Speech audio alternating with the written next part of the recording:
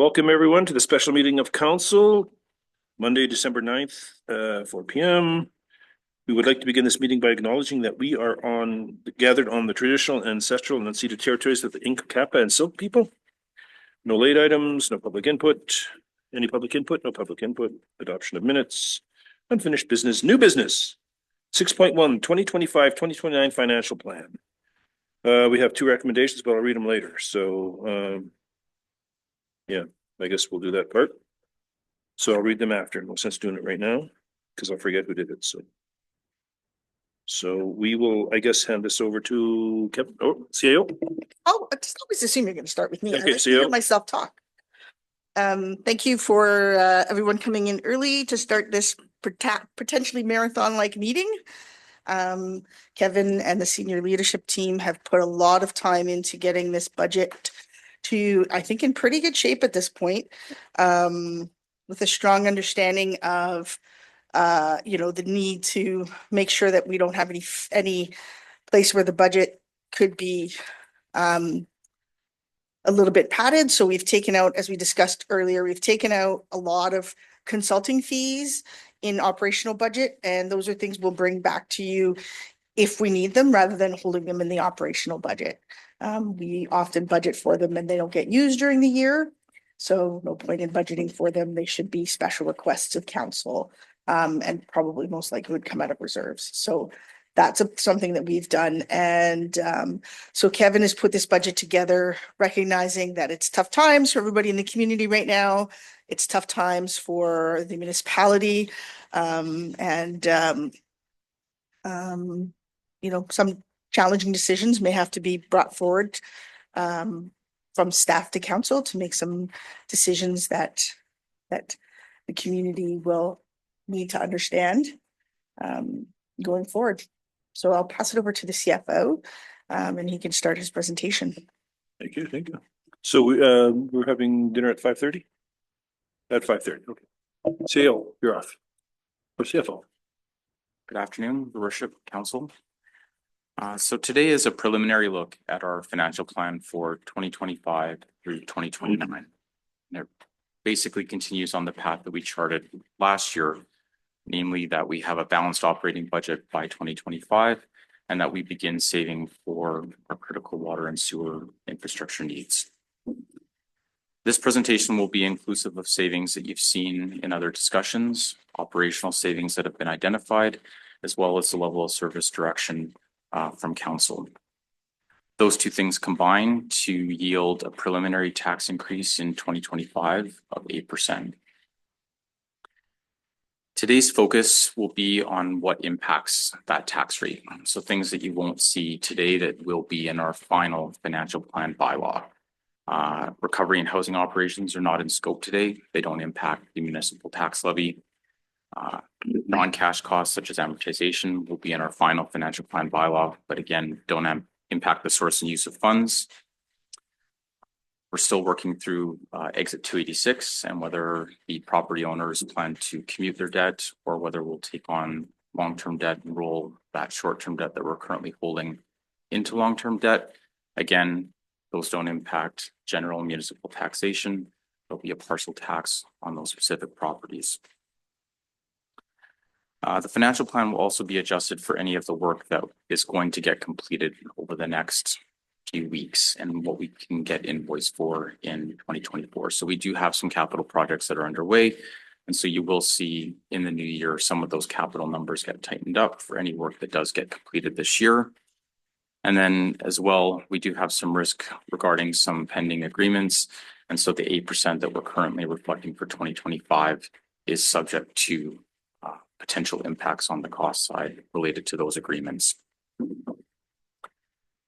Throughout the presentation, you'll notice that I'm trying to build connection with how things translate into our final bylaw. And so you'll see source and use of funds integrated into our operational cost graphs and our capital graphs, trying to show how things get balanced, use some of the language that's in our financial plan bylaw, and just try and build that connection as we're going through the presentation.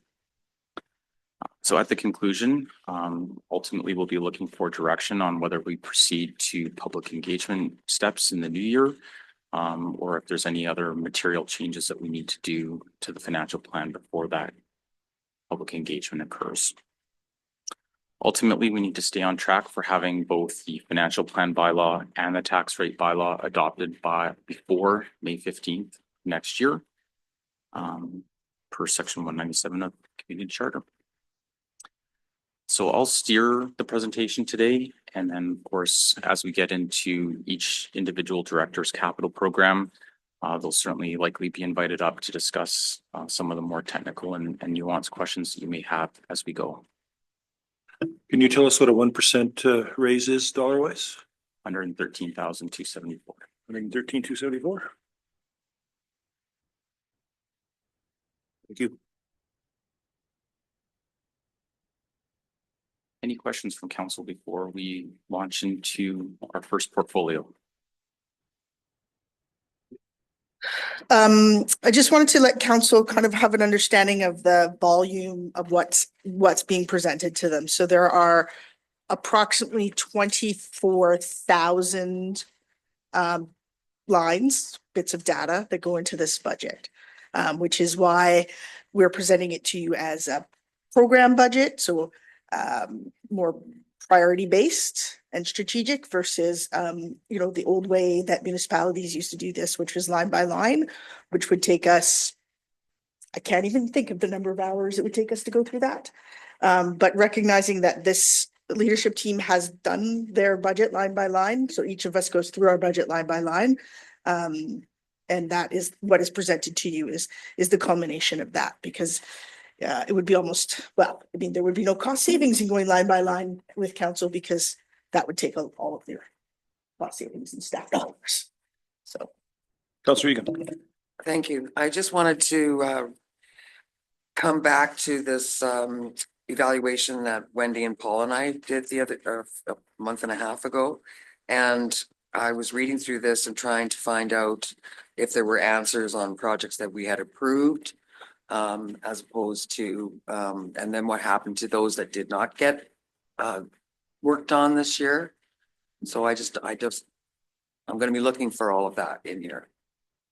So I can tell you that projects that are approved and completed all projects that were worked on in 2024 were provided to you in that lengthy list. So you'll have seen some that were carryover from 22 and 23 into 24. You'll see some projects got completed and some projects were initiated in 24, but won't be completed until 25. And then some projects which will either go into the 25 departmental capital plans, or we've reevaluated and decided to deprioritize them to further out in the plan as a means of prioritizing the core infrastructure, critical infrastructure. So some things you'll see there might be planning, but actual RFPs for project initiation for construction or whatever may not happen until 2 or 3 years outside in the plan. Okay, so what I'm saying is that there were some things that we did approve, within the budget constraints that we had last year, but there's no follow through on why they weren't completed, whereas other ones that were completed weren't in our approval list. If you read this, did we send this to you? Yeah.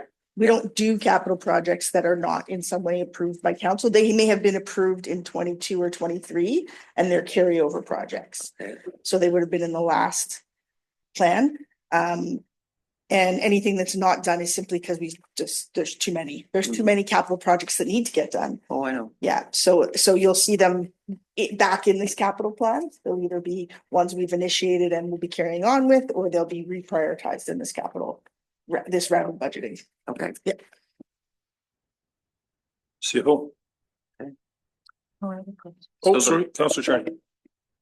At any time will we get any more detailed information, because detailed information leads to transparency, which leads to accountability for the public. When they ask us, detailed information of what's going on, and we don't have any detailed information, it's hard to be accountable to the public for how we're spending their money. So how do we respond if we look at the charts and say, okay, well, yeah, we know this, this and this, but we don't know a lot of the detailed information. So, Well, I have to be honest with you, if they wanted detailed information, they'd be sitting right there, wouldn't they? well, no, I don't necessarily. Well, I believe so. Think that's, you know, people ask all through the year That's how why the the meetings are money is public. spent. But I don't know either. So that's, I'm just wondering, you know, will we at any time have a little more detail of information? So last year, we provided you, I think during the process, a bit more around service level information. So how much does it cost to snowplow? Right? We're not going to provide you details on how much fuel we spend on snow plowing because we can't control that. Snow plowing is snow plowing, right? Yes, yes. So we don't think that, most people don't understand a line by line budget, right? It's too much. It's too many numbers. Like I said, 24,000 lines, right? So what we're providing to you right now is by department. We can certainly look at going certainly for our public engagement sessions, talking about some service levels around what those cost. But most of those are fixed costs. And what I think people need to be really thinking about is, you know, if you're a construction company, you pay for nails. Whether you like it or not, you pay for nails, right? Same thing for us. Whether we like it or not, we pay for nails, we pay for screws, we pay for gas, we pay for toilet paper, we pay for cleaning supplies, we don't really have control over those costs. Like we source out best deals we can, we buy in bulk, we do all those things, but costs are costs, right? And if somebody feels like knowing the cost of nails is going to impact our ability to do budget, then they probably don't really understand budgeting, right? What we want people to understand is that in order to run the city, this is the cost. This is what it costs to run the Public Works Department. This is what it costs to run your water and sewer. This is what it costs to do planning, right? These are departmental costs. We don't really have like paper. We order paper in bulk, right? We're always looking for those kinds of savings. But again, whether or not we're spending $5,000 or $6,000 on paper is not really material. No, I'm not talking little details. Yeah, about so that. you're talking more like a little bit more like we did last year. We went sort of a little bit by service. Capital, yeah. Yeah, so we can certainly look at that, but when you kind of get through today, we'll kind of talk about what else you might want to see and how you might want to present it to public engagement. Right? We did one thing last year. We can certainly, I actually encourage us to do it a different way this year, not repeat it around how we develop this, right? And present it to the public. CFO, up to you. So we're going to start in the Public Works portfolio with our water service. So the water operating budget is balanced across the financial plan. You'll notice in your graph the debt payments that are stacked, a step down in 2028 and a step down in 2029. So we do have some of our local area service debt that will be fully paid for Grandview Heights and Active Mountain. You'll also see related impacts for parcel tax as those local area service parcel taxes get removed from rolls, as well as an impact in other revenues in terms of a lower actuarial adjustment on our debt. Kevin, can you can you just explain the Active Mountain debt a little bit for me? I'm not sure what that is, to be honest. Certainly. So when we provide service to a new area, there's infrastructure requirements to service. It could be one property or multiple properties. And so essentially, legacy decisions were at the time that we take on long-term debt to fund putting that infrastructure into a specific area. So for Grandview Heights, for example, all of that debt would essentially be shared by the properties and the folios that are in that area getting serviced by that new infrastructure. And so basically the term of the debt is near term here. We'll have it fully paid within this 5-year financial plan. And so we'll remove that parcel tax from the folios that's paying those debt payments. Okay, thank you. Operating expenses are down 3% from the 2024 budget. Primarily reflects some savings aimed at reducing the tax rate. The director's done some work around trying to understand what costs have to be annual and what costs could maybe be every 2 years and things like that. So really scrubbing some of our inspection costs for like reservoirs and things like that, and really trying to make sure that each annual requirement is truly needed in a given budget year. The biggest risk to the water operating plan is really the KenGuard well. So as council recalls from last year's budgeting cycle, we have a 5 million grant placeholder that we will go after for partial funding of the KenGuard upgrades. There's no guarantee that that will be successful. Given the criticality of that project to the community, that would be one example where we might have to consider taking on long-term debt to fund the project if a grant application is not successful. We don't have to cross that bridge yet. We're still doing the design work. We were successful in getting 150,000 towards those design costs in terms of a grant. But that is a risk that we just need to be aware of in terms of how that impacts operating expenditures and potential interest and principal payments in the future. Councillor Hogan.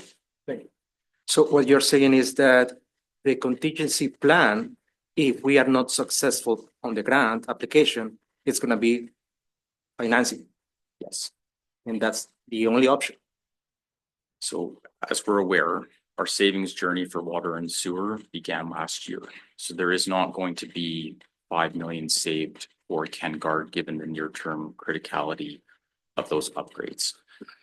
Had we been saving for decades at a ratable pace, taking that out of reserves might have been an option.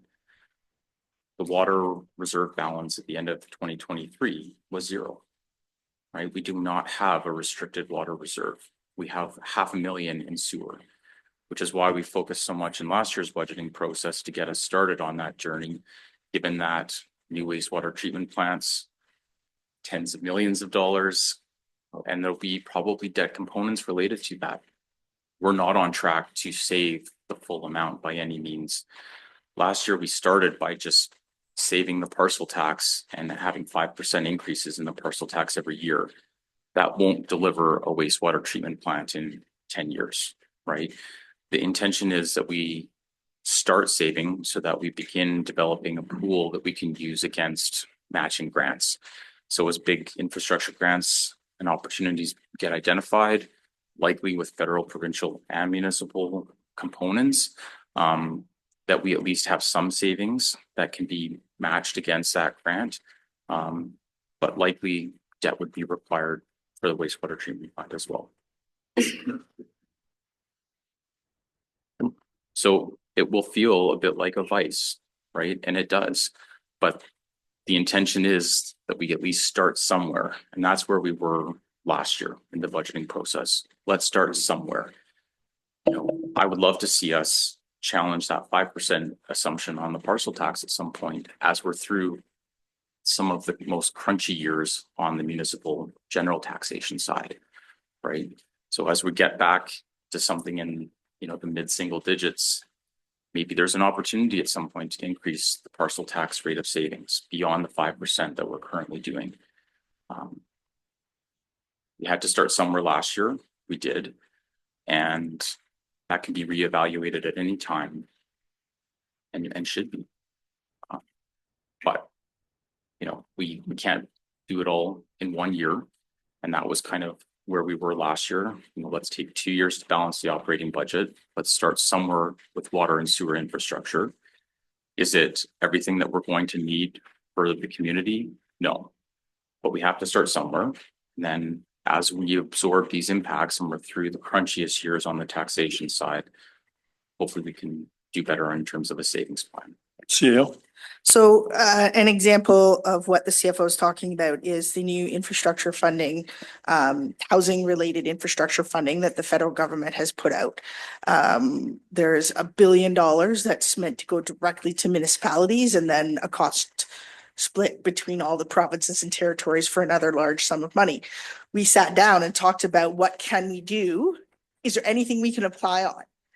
And our ultimate outcome of that conversation is that we don't have the cost share to apply on it for any of our projects. So we're in a position where even though there's a large amount of funding for us to apply on, because we don't have the cost share, we can't do the copay, we can't even apply on that funding yet.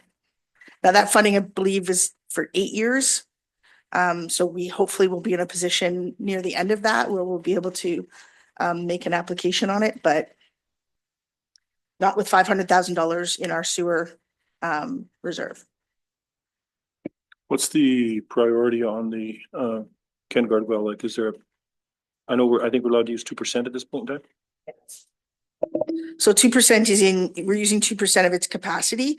And I know that the director has put out an RFP for that and some work to prep for the wastewater treatment plant, some design work. We're ultimately trying to find we're trying to be more creative in how we're approaching it to see if we can find a less expensive solution so that we can get that deep aquifer into play so that we don't have to worry so much about drought conditions and the residents can feel less concerned about whether or not we have water capacity for the whole community, which we do, and even for some extensions of the community, some growth in the community, but ultimately we need that deep water aquifer online. Councilor, Yeah, I just want to go over the financial plan overall, right? So and for that, for every councillor to understand clearly what we are dealing with right now, regarding this financial plan, the funding strategy, it's from 36% funded through grants, 36%. So we're talking about 35% from reserves, and we are talking about approximately 30% from debt. So when I work on cash flow projections, or in this case, I want to know what is going to be my best case scenario and my worst case scenario. My best case scenario is if we get these grant applications, approved, which is going to be great. So I want to know if we go, wait, let's play with the worst case scenario. We don't get that. We have to apply for funding. Are we going to have an issue with the municipal liabilities regulation limit? Where are we going to be there? Because I understand that we can only borrow up to 25% of our revenue. So in our worst case scenario, we don't get this and we have to apply for funding. Are we going to be within the 25%, below the 25% or not? We have the financing ability to do the Ken Guard well and the fire trucks that may be required and the exit 286 debt. As well as we're increasing taxation levels, that is recurring funding that they then allow us 25% of to go towards our annual financing payments in terms of principal and interest. So an 8% increase in our general revenues contributes back to our ability to take on financing as well. So I did some work on that in last year's presentation. We can certainly provide an update on that. It hasn't changed materially because we haven't taken on new long-term debt. So that graph that we did in last year's presentation would still be valid in terms of layering in what we think will be the fire truck component of our future debt, as well as exit 286. And we certainly have the ability to do Ken Guard. We're just prioritizing everything that is left towards a wastewater treatment plant. We don't know the exact timing and the exact cost. We are out to tender on getting some of that design work done such that we'll be more competitive with our grant applications and we can provide, a crisper answer in terms of what that might look like in terms of options for the treatment plant. I guess in conclusion, yes, we can take on debt for Ken Guard. We have the ability to hold that within our 25% liability servicing. I'm just reserving everything over and above that in the fire trucks as a contingency for the wastewater treatment plant. So I just want to go over the capital projects for the next 5 years. So this capital project give us a total of 38.8 million in the next 5 years. So at some point we have to prioritize what is going to be really needed within these next 5 years. We are talking about water infrastructure, we're talking about sewer projects, community service such as the recreational facility upgrades and safety improvements, transportation enhancements. We talk about the road overlays and pathways and protected services. So all that is 30.8 million. So I hope we will have the opportunity to review what's going to be, like the mayor was saying, like priority based, and try, make decisions based on that. Certainly. So we have summary tables in each section that outline any new capital requests that were not considered in last year's plan. And so you'll have the opportunity to bring the director up for that specific area and talk through all of the new requests as a means of trying to come up with those priorities. And absolutely make the motions to provide us the ability to factor that in for a draft 2 of the budget as needed, right? That is the intention today, is that we get that feedback in terms of prioritization and what you want to proceed to public engagement with. Jill? Yeah, and I think it's really, I think that Councilor Ogan, it's really important that you do prioritize, recognizing that we have been unable to take anything out of the priority list because it's all high priority. Some of it is end of life. Some of it is a life safety issue. For instance, the mechanical room at the pool doesn't seem like it should be a priority. However, we can only have 2 people up there at any given time, based on the weight restrictions for safety. So it's, we have really struggled as a team to take stuff out of the priority list because everything is in a position where it has to be dealt with. It's been put off for too long. And again, we continue to look for funding as we can, anything that we can stack or cost, where we have smaller cost shares or whatever we can find. We're really working hard to find those things, trying to put things together into packages versus doing discrete projects, looking for hopefully, a cost saving by doing a larger project like retrofitting an entire building versus doing parts of a building. So yeah, there's definitely, you guys are going to have to, council is going to have to make some decisions because we don't know how to deprioritize these things at this point. So we talk about the Ken Guard well. What are we looking for a structure here? Like, I'm just wondering, is this going to be a big structure? Is it something small? Is it something medium? Like, I'm trying to envision what we're looking at here. So one of the reasons that the Trying to explain to me what $5 million buys us well, and at so, Ken Guard. so this is like, we don't know the cost at this point, right? So the director is putting out, looking for solutions. So what is that solution? Is there a package off the shelf that we can just put there and it's not going to be $5 million? Is this a custom package that's for something that's never been done before? Because that's what we need. We don't actually know 100% what it is that we need. So that's why it's going out to the design process first and trying to find something that's, financially frugal, yet meets our needs and will have a long enough life that we're not replacing it in 5 or 10 years, right? So we need to have that balance between a long enough useful life, but being aware that we don't have millions of dollars in reserve. So we'll hopefully know more in the spring once some of the design work is done. So are we looking at a building the size of a pump house or half the size of the works yard? Probably not bigger than the pump house. Okay, thank you. I'm just trying to envision this. Yeah. Thank you. Any other questions? CFO, back to you. So just to confirm, so where we did make priority decisions last year, those have been maintained. So if you recall, East Merritt Utility Corridor was like a $40+ million project. We decided that only the sewer, the absolute most critical portions of just the sewer would get done and try for funding. So we haven't factored in anything related to the roadworks or water, any of those areas, because in prior cycle, we said we would only do the most critical sections of the sewer. So that was something that we decided on last year. We can certainly refresh that conversation as needed, but I have maintained any of those decisions that got made in last year's process. Do we want to just dive in on capital requests for water? So turn your page over, you'll see about $573,000 in new capital requests for water. The first one that you'll see on your list, a $200,000 project, is for the Boat Park electrical room separation.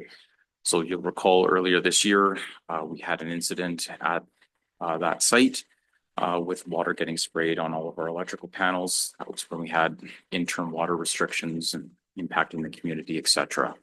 So this project's really designed to try and mitigate that risk, given that, again, driven by our insurance and our deductible situation right now post-flood, some of these things were essentially self-insuring, right? So if we have incidents that are under 50,000 and below our insurance deductible, we're now required to essentially self-insure those incidents. So this would be a mitigation project to try and avoid any future impacts at that site.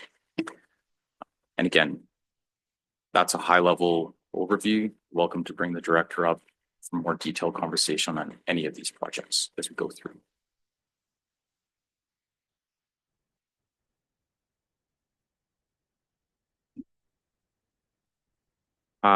The second project is 190,000 for the Kashena Alley water main replacement. Essentially, in this area, there's a dead end galvanized water main that services houses fronting on Kashena. It's been repaired 3 times in the last few years. And as a dead end main, service is impacted to those houses every time we have to go in there. And so the intention with this project would be that there's some looping that gets created such that water can be fed from either end and try and maintain levels of service to impacted residents if we have to be in there repairing or doing any of the work in that area. Where exactly is this? On Kashena? The alley between Blair and Charters.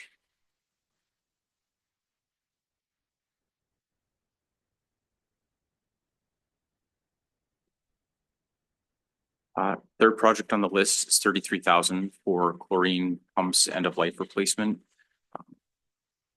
Been advised that some of our pumps have become obsolete, and so replacement pumps are required at several of our pump houses across the city. So this would be a project to refresh and ensure that those are all in good working condition for the future.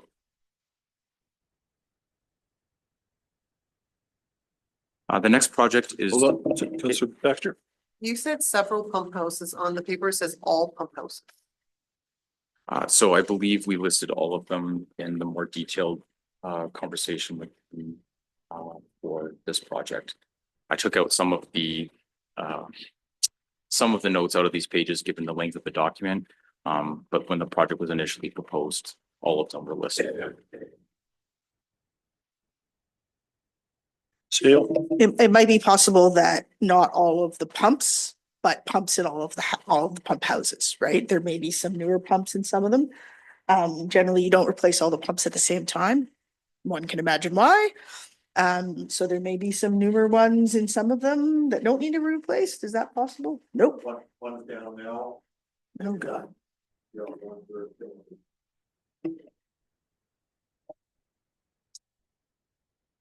There's a 2026 project for, again, another water main looping design and construction. So this is over in the Sunset Street area. There's an existing water main from Thorpe towards Miller Court. This project would again create water security in that neighborhood by creating looping. So in the event of a service interruption, we're able to feed water supply from both ends of the main.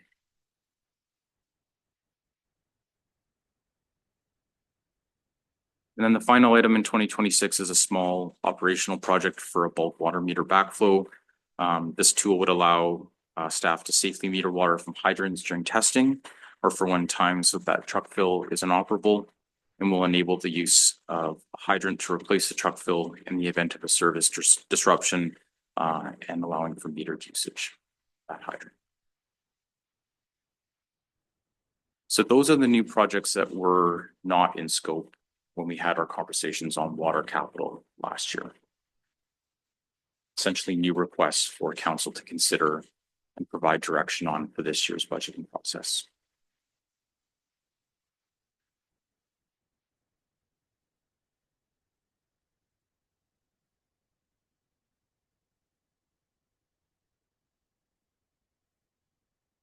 Moving on. Okay. So we'll transition over to sewer. So the sewer operating budget is not balanced across the financial plan. So you'll see in tomorrow night's regular meeting, a fees and charges update before council. Some of that is to address some of the issues that you see on this page. Essentially, the revenue that we bring in that fund is not sufficient to cover our operating costs. And so it relies on pulling from general taxation dollars as a means of last resort. Ideally, the sewer fund would be fully self-sustainable. The revenue that we bring in from the sale of services in terms of utility bills is sufficient to cover operating expenses within that fund. So again, this plan prioritizes saving for the wastewater treatment plant essentially at all costs. And so you'll see that the parcel tax comes in and gets placed in reserves. When you go and look at the capital, we're going to take from unrestricted reserves as a means of leaving every dollar that comes in on sewer parcel taxes saved for grant matching opportunities for the wastewater treatment plant. So we'll use unrestricted reserves and general taxation dollars to help beef up the funding for the sewer fund. Again, that's not ideal at all, but is where we are today. And so there is opportunity to take some of those mitigating steps in terms of evaluating fees and charges, which would help improve the sustainability of the sewer fund over time. So to that end, we will consider debt issues for the most critical sections of the East Merritt Utility Corridor. And we've stripped out all the water and roadway elements of that project, and we're just including trying to do funding for sewer portion. And I'm really just trying to leave every dollar available to the wastewater treatment plant in reserves. Operating expenses are up 1% from last year, primarily related to inflationary impacts on materials and supplies for the compost site and contracted services. Mr. Charney? I was looking at the 2024 that we approved. We approved the compost facility safety improvements for $300,000. Did that take place? So if we're transitioning to capital, that was kind of the operating section overview. Compost in the end, we decided would be split into 2 years in last year's plan. So there was 150 that was put in for 2024, of which there's a portion that carries over now into 2025. There's a report that is going to be part of this conversation for council to consider a total package on this. But in last year's budgeting process, we split that 300,000 up, 150 in 24 and 150 in 2025. Okay. Given the cost and scope, that project needs to be reevaluated holistically by council. So certainly expect a conversation on that in the next section. Okay. Anything else? Thank you. Councillor Richard. In your graph on the operating, I was just kind of wondering where you have the expenses and the reserves. Is that where you have the other side kind of in the pink where it says tax other to show the shortfall? Is that what that? Yeah, so essentially as we go through, instead of just providing graphs of costs or capital, I'm trying to pair the funding with each of those stacks so council can see how we do pay for our operating expenses, how we do fund our capital program as a means of holistically evaluating it. So essentially there is a shortfall in terms of the sale of services revenue, so our utilities, in funding our operating expenses within sewer. So that would pull from general taxation in the absence of changes you might consider tomorrow night on fees and charges. Okay, thanks.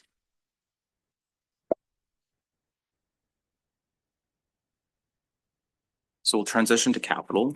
So again, the capital budget is really focused on unrestricted savings. The sewer, because of the focus on restricted savings for the wastewater treatment plant, will use unrestricted reserves in funding the capital program. Carryover capital primarily relates to the compost facility. Again, the director's done some work and has a report now on that site and a holistic view of the improvements that would be needed. And given the cost and scope, it needs to be discussed as a holistic package. So a lot of the compost capital from 2024 will carry over. The preliminary design and costing were prepared for the road and water supply to the site. But we haven't tendered any of that work, given the need to reevaluate. Savings compared to the prior year plan averaged 12,000. Again, doing some scrubbing on what has to be an annual cost, what can be an every 2-year cost, and some of the model maintenance was identified as an area that could generate smaller, minor savings towards our ultimate goals. So on the following page, new capital requests are summarized in the table. The bulk of that is the addition of 2029 capital into the plan. So that's 1.5 of the 1.9 in total new requests. You'll see the wastewater treatment plant implementation strategy in 2025. This is, again, part of a package for KenGuard and the wastewater treatment plant that we're doing to try and be more competitive in the grant application process and having some of the design and implementation type documents ready for grant consideration. There's a new project for the 2nd Avenue siphon repair. So my understanding is that there's a blockage in one of the pipes. We've made multiple attempts to get it out, but those attempts have been unsuccessful. So this project would be to go in and actually extract the blockage in that area. So that's a cost of 65,000, and we penciled it in for 2026. I'm going to leave the compost site for a minute because I expect the director to come up and walk you through some of that conversation. I'll just mention the remaining items. So last year's financial plan, of course, only went up to 2028. So now we roll over and include 2029, which adds one more section of the East Merritt Utility Corridor for consideration. So this would be Orme to Douglas for 1.5. And then in the sewer fund annually, we spend about 10,000 in operational type capital on small projects and model maintenance. So I think the director is able to come up and walk council through some of the updates on the compost facility that would help the conversation. Yeah, Councillor Shannon? Could I just have an update on the dewatering equipment replacement that was originally scheduled for 2025 at 3.4 million? Is that still on the books or? So in our initial presentation last year, we had all of the sections of the wastewater treatment plant in. We didn't have funding paired with any of that conversation. So in the end, what we decided as part of budgeting process is that we would take out all the capital related to the plant and begin a savings program trying to get to a grant matching place. So we've stripped out all of the plant capital out of the financial plan, given that we don't have the ability today to pay for it. But we agreed that we would start the savings and that the parcel tax would grow 5%. So that's where we landed on wastewater treatment plant capital from last year. Okay, so it was scheduled for 2025. Are we in a position where we could have a problem with it? I assume if it was scheduled, then it needs to be looked at. So what's going to happen if we don't address it? Mr. Mayor, I'm going to invite the director to address some of these capital issues, specifically some addressing of the compost facility and a little bit of more maybe about the wastewater treatment plant and our risk. Thank you, Your Worship, Council. If you want to talk about the wastewater treatment plant first, it's probably the best place to start. So you'll notice we have the $50,000 in there. One of the things that has become fairly apparent to us is when we have a volume issue where we're at right now, we're almost at capacity at the plant. How do we enact a whole bunch of process changes while we're still handling sewage on a daily basis? So the implementation strategy is going to work with design work as well to try and come up with how do we get from here to there, something like the dewatering equipment. How do we change the dewatering equipment out while we're still using things? It's a technology upgrade and we still need to do things. So I think what the best place to deal with that, which is why we stripped a lot of that out last year and decided to package it, is we have to come up with a plan for how we're gonna implement where we're going with the sewer plant, not just price out what came out of a report, which was kind of what we had before in the last number of years, where we had a report of all the things that needed to be done, and they're all priced out. But it comes very apparent very fast if you can't just go and implement any one thing, moving the electrical from flood zone to an upper level. How do you do that while you're still using it? Little things like that that haven't really got figured out yet. So my head's telling me where we're gonna likely end up, since we're close to capacity anyways right now, is we're probably gonna end up with a second process at some point in place, transfer over to that, and then go back over a number of years and work on the previous one as a capacity extension. That's what I'm guessing.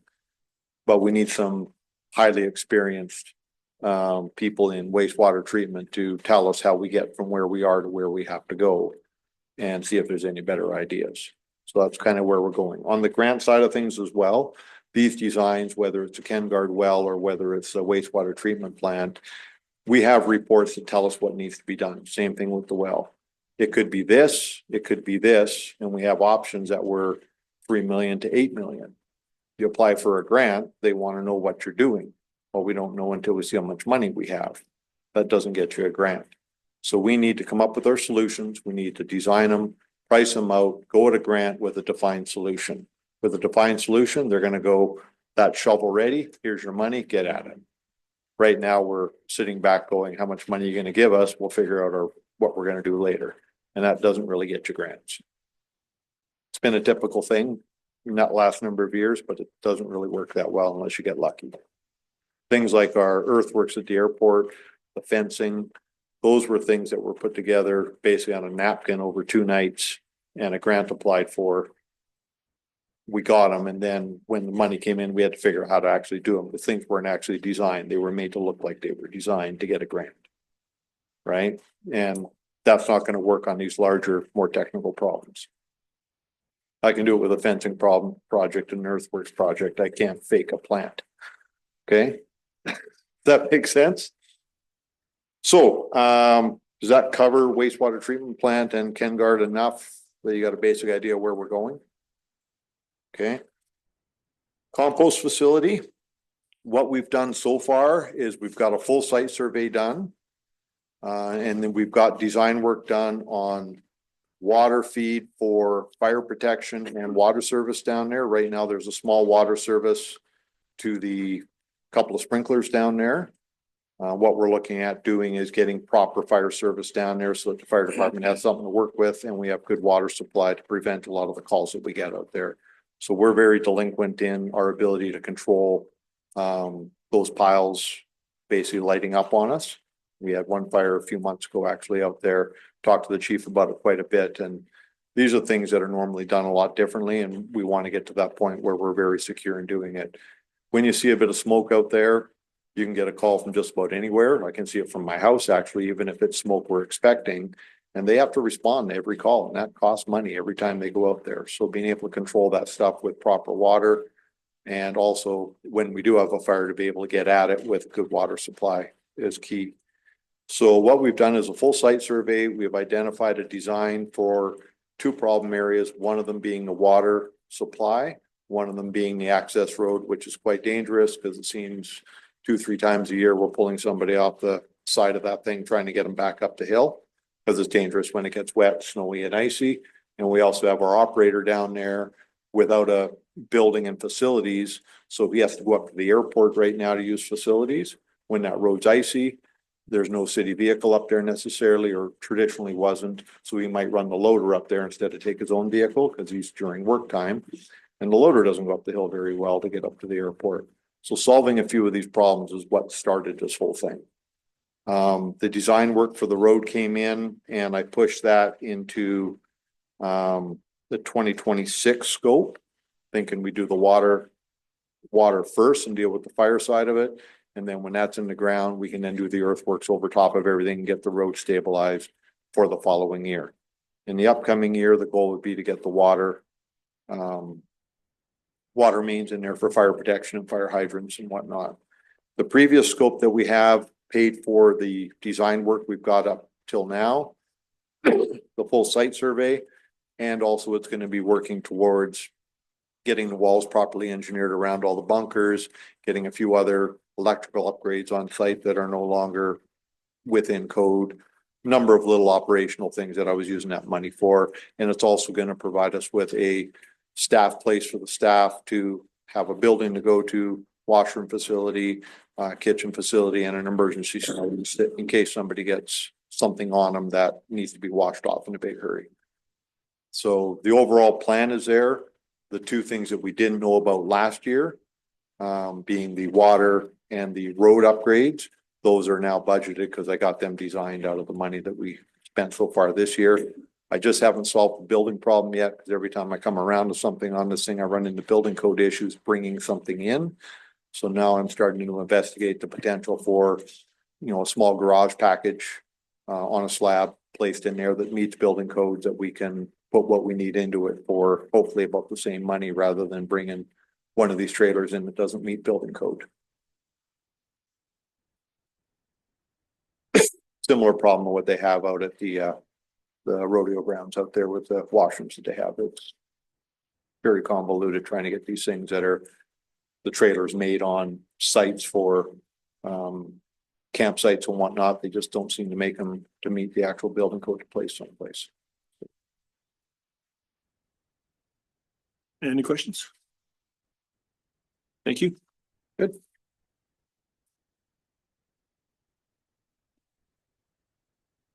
We'll transition over to the main section of Public Works, so transportation services, solid waste collection, and the cemetery. So Public Works generates sale service revenue from the collection of solid waste, the airport, and the cemetery, and the balance is funded from general taxation and any operating grants. Operating costs do increase through the 5 years of the financial plan, primarily due to wages, inflationary factors, things like tipping fees for solid waste collection, and the timing of costs deferred out of 25 and into 2026 to manage near-term taxes. There are 3 levels of service changes in the plan compared to the prior year. One is converting the mechanic apprentice role into a certified mechanic role when the apprenticeship period ends. This is important for long-term succession planning at our shop. There is 1 FTE premised in 2027 to support city infrastructure, city parks, collection of solid waste, etc. That need certainly could be considered more near term. We have challenged the placement of that out a few years just to get through the crunchiest years on the taxation side. So that was originally premised earlier in the plan. We have tried to push that as long as we think we can before adding that body. So that's something for council to consider. And then as well, in last year's budgeting process, we thought the mosquito program was going to transfer to the TNRD requisition. Ultimately, when we looked at that this year, the costs for residents were going to be higher on the TNRD requisition than the cost of providing that service in-house. And so election was made to keep that within a City of Merritt general taxation funded service that would ultimately be cheaper for our residents. I have a question on number 1, and this probably would be to Mr. Green. Converting the mechanic apprentice into a certified mechanic role when the apprenticeship period ends. Will we no longer have an apprenticeship program after that, or do we normally always have an apprentice, or will that end the process of having an apprentice? I'm just not sure. I'm just curious. So what I understand is, and this kind of happened right around the time I got here, so I'm not super clear on how everything got put together. But I don't think we've had apprenticeships before, Okay. near as I can figure. And this was one that was done for a particular person. It was seasonal, that showed an interest, and recognizing that we have a need to overlap in the near future, knowing that our lead mechanic is close to retirement age. So right now it's convert to full-time with the idea that we need to continue the work that's being done. If there was an interest in not continuing that and going back and doing another apprentice, starting at year one again or whatever. That's obviously a decision that could be talked about, but that's not the way we had envisioned it. I was just curious about succession planning and Yeah, this 100% was about succession planning. Okay. Near as I can figure based on the information that I've got. thank you. Okay. Counselor Charlie. The mosquito program, did we spray this year? I thought we kind of scrapped the mosquito this year. No, we did spray this year. I actually just got the final report today. Invoicing should be less than the overall budget because they had another good year where we didn't really have that much of a mosquito problem. Yeah. One of the benefits of hanging on to it ourselves is we have control. So if we don't need to do everything, we don't do everything. Okay, yeah, because I So- wondered because there weren't that many around this year. Yeah, we should be good on the budget this year, so. Thank you. CAO. Comment, if I could just comment on the apprenticeship program. I think that when we're talking about succession planning in particular, we're really being aware of that. So we will bring council at times, the request for some additional funds for succession planning in particular. So much like we applied on the internship program for the CAO, no, local government internship program, which we got the funding for, one of 7 communities, I think, something like that. So we've got the funding for that. So those will be the times where we come to council specifically for apprenticeship or for some sort of succession planning plan that would be outside of our normal staff allocation. Thank you.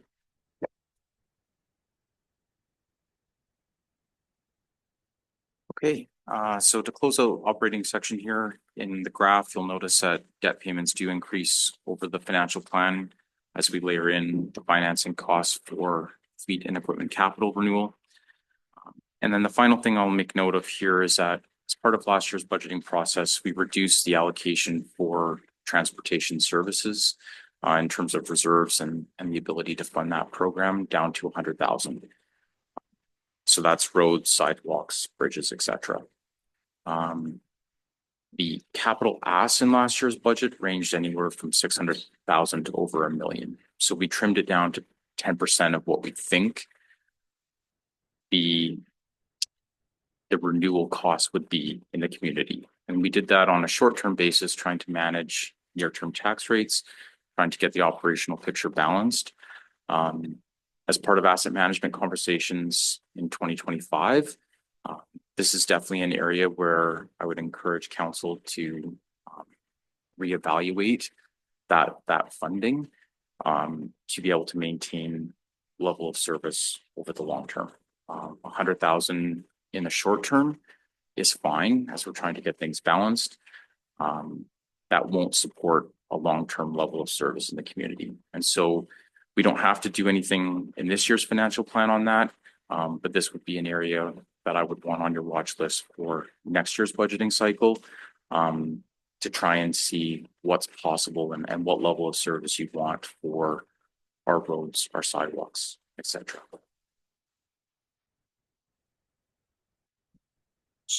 Yep. Sorry, just in regards to this, we will be bringing you an asset management plan, which looks at, you know, sort of the financials, long-term plan, and the useful life and the risks, and the levels of service for various things. We'll probably see that in May or June. So once that's ready, we're not going to wait for budget time. We're going to bring that to you as soon as the consultant has given us a final draft, so the council's well aware, well before budget time, about the financial costs that should be going into our reserve investments. Again, in 2020 or in 2016, the last time they did this, it was like $5.6 million a year that should be invested to renew our infrastructure. And obviously we never got anywhere near that. So we'll see what 2025's asset management plan brings us, but we're anticipating it's going to be a frightening number because all of our infrastructure is aged. Much of it is beyond useful life. So being held together by the excellent work of our staff.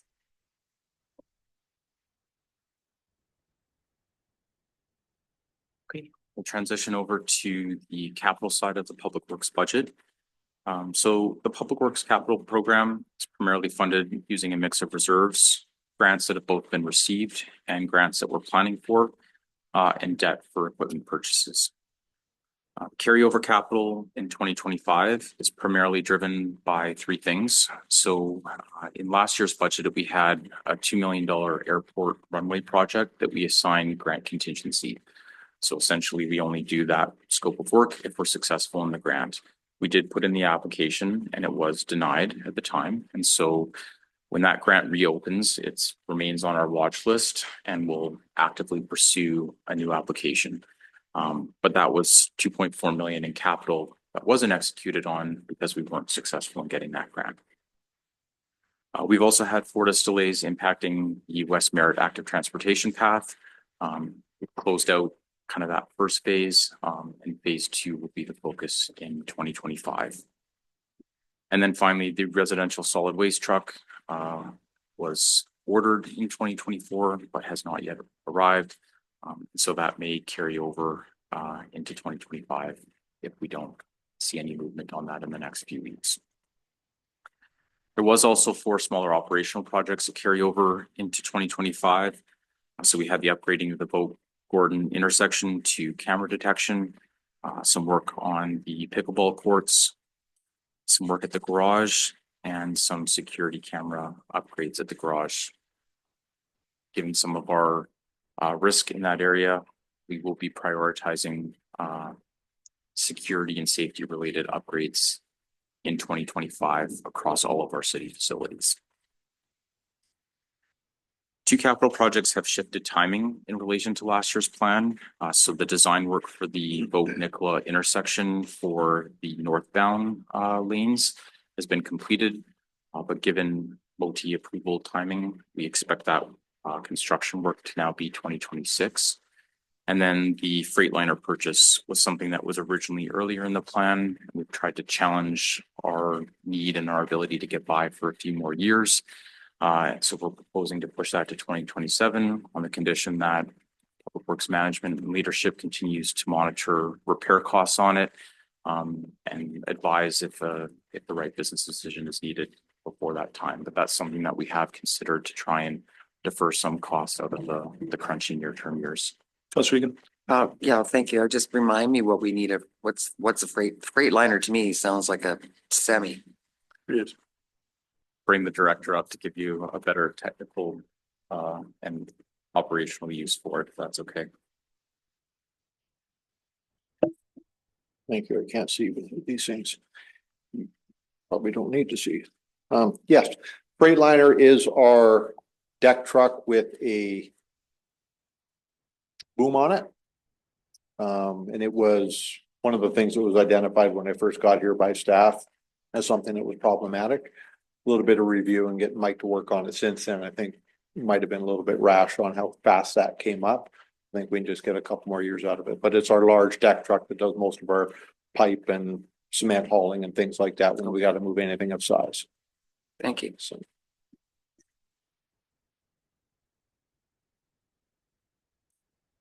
So we do have new capital requests in the capital budget. There's 4 new projects totaling 1.8 million. Some smaller operational projects for 23,000, and the inclusion of 2029 capital into the financial plan.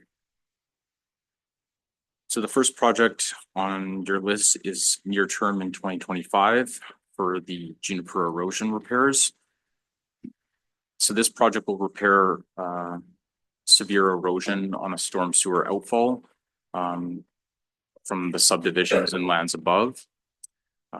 The erosion damage is threatening adjacent properties on Juniper. It's impacted the golf course. So there's a whole range of project activities, including connecting some underground piping to the existing outfall, some earthworks to stabilize the area, and restoring the surface swale. Any questions on that project? Next project on your list is an operational smaller scope project. As part of the dike construction in the public works yard, we were required to move the existing sea cans that were there. And, disable all of the electrical, et cetera. That had to be done out of operational dollars. The financing out of the recovery side of things did not cover that. And so now that dike construction has been completed, need to replace the electrical abilities for those sea cans that were decommissioned during the dike construction period. Next item on your list is a sander stand. It's currently 2 staff with equipment take an hour to change the sander box. So this project would allow the truck to haul snow when required. Make the removal of the standing unit a 1-person 20-minute offload job. Smaller operational project, total cost of $8,000. And then the final operational project for next year, 5,500, the brine storage tanks. So the intention with this project is to reduce the amount of trips back to the shop while performing brining activities. So a new tank size to use the full truck capacity would simply increase operational efficiency.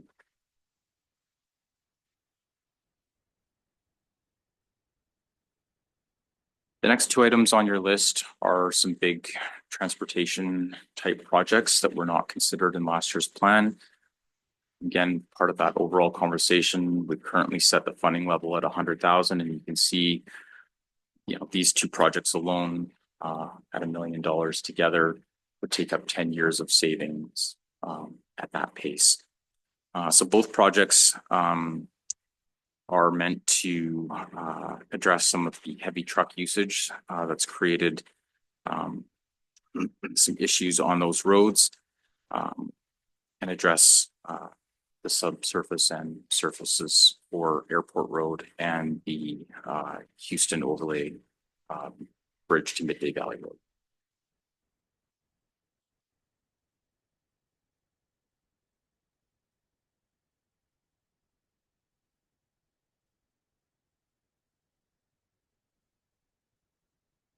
We pushed the River Ranch Road mill inlay and lane channelization out to 2027.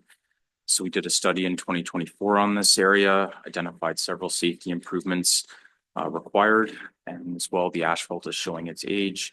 So this is a holistic package to address some of those safety challenges in the area, as well as do the surface of the road, try and maintain that area for the next 15 years. And then finally, we're adding 2029 capital into the plan. So there is a request for a municipal tractor, which would be an end-of-life replacement for the existing one. Similar unit was purchased to do the sidewalks in other areas in town in 2023. Given service requirements, this would be the next replacement. Push that out to 2029.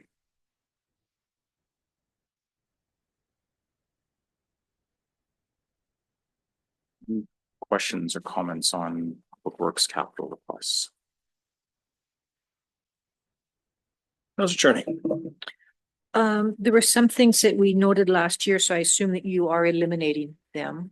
The fleet pickup, the commercial garbage truck, it was going to be over 2025, 2026. Is that still? Some, it's been ordered, but has not arrived yet.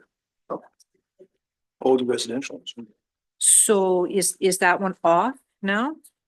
So any ones that were approved in last year's plan, if you're looking at your graph, you'll see that there's a wedge that is green colored, and that essentially says no change. So we're on track with prior year plan. So any of the equipment purchases that were approved and there is no change on are within that no change wedge in your graph. So they're still part of our financial plan, but they're not a new capital request. So Okay. tonight I'm trying to get council through all of the new incremental information over and above last year, what we knew at the time. So we're spending focus on new capital requests versus the ones that have already been approved. And there was quite a carryover from 2024. So are those the 1, 2, 3, 5 things that we checked off as priorities from last year? So you can see in my comments, I noted the same thing when I looked at the graph. But 2.4 million of that was the airport too, right? Okay, And that was assigned grant contingency, which means we don't do the project unless we get the funding. We did submit the funding application. It was denied, and our grant writer watches for that to reopen. But that grant has not yet reopened. But it remains on our watch list for 2025, and we essentially have the application ready to go. But I have to roll that capital over, given that the grant application was not successful. The other big piece of the carryover was the West Merritt active transportation path, and it had some Fortis related delays on it. So phase 2 now would be in the 2025 construction season. In addition to the residential garbage truck, those are the 3 main drivers of that carryover capital.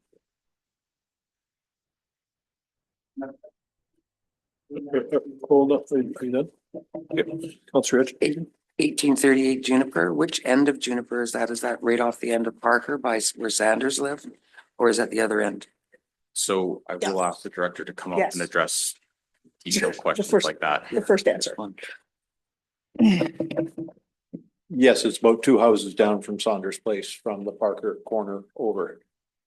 That's all I want to know. Okay. Thank you.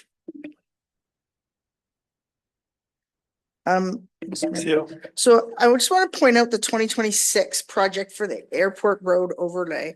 So this is an interesting one because the majority of our heavy truck traffic on that airport road is actually people going to use the bulk water station. So when we're talking about cost recovery and breaking even for water and sewer services, these are the kinds of things that also should be included when you're thinking about it. So this $600,000 project is part of, or should be part of what we're trying to cost recover through water and sewer, either through parcel tax or user fees. Because the majority of the damage is because of water infrastructure use. So just to give a sense of how far these things go, like when we're talking about the cost of water and sewer, there's another $600,000 right there.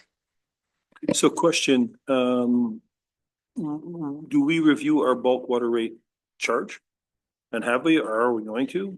It is in your fees and charges bylaw, which would be up tomorrow. Okay, thank you. Counselor Churn. who goes out there for the bulk water? We would have contractors, people who are having dust control, builders who need water, anybody with, basically that's the majority of people is using contractors using heavy trucks to fill. Trans Mountain used it for almost 2 straight years Yeah. to pressurize their Okay. tanks. Yeah. Yeah. Mhm. Yeah, so you don't think about that, but really that is related to our water and sewer services.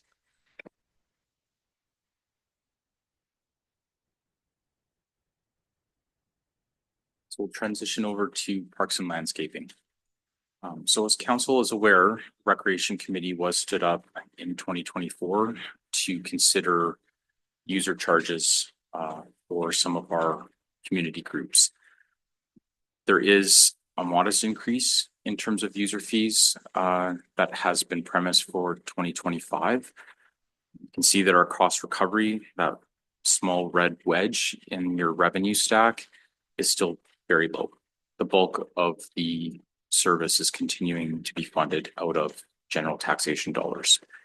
So one thing we are going to do in 2025 is to track all of the costs related to Central Park separately from all of our other operations. So payroll time writing in Public Works will have Central Park dedicated time writing codes separate from all of their other work across the city, so that we have the most accurate view that we can, the costs that are incurred to run and maintain Central Park over the season. And then that knowledge and insight can help inform that amount that should be recovered from user fees. So we've made some progress this year in terms of getting the committee stood up, and there is small increases in revenue. But I expect that this is an area that we'll need to reconsider as part of next year's budgeting process.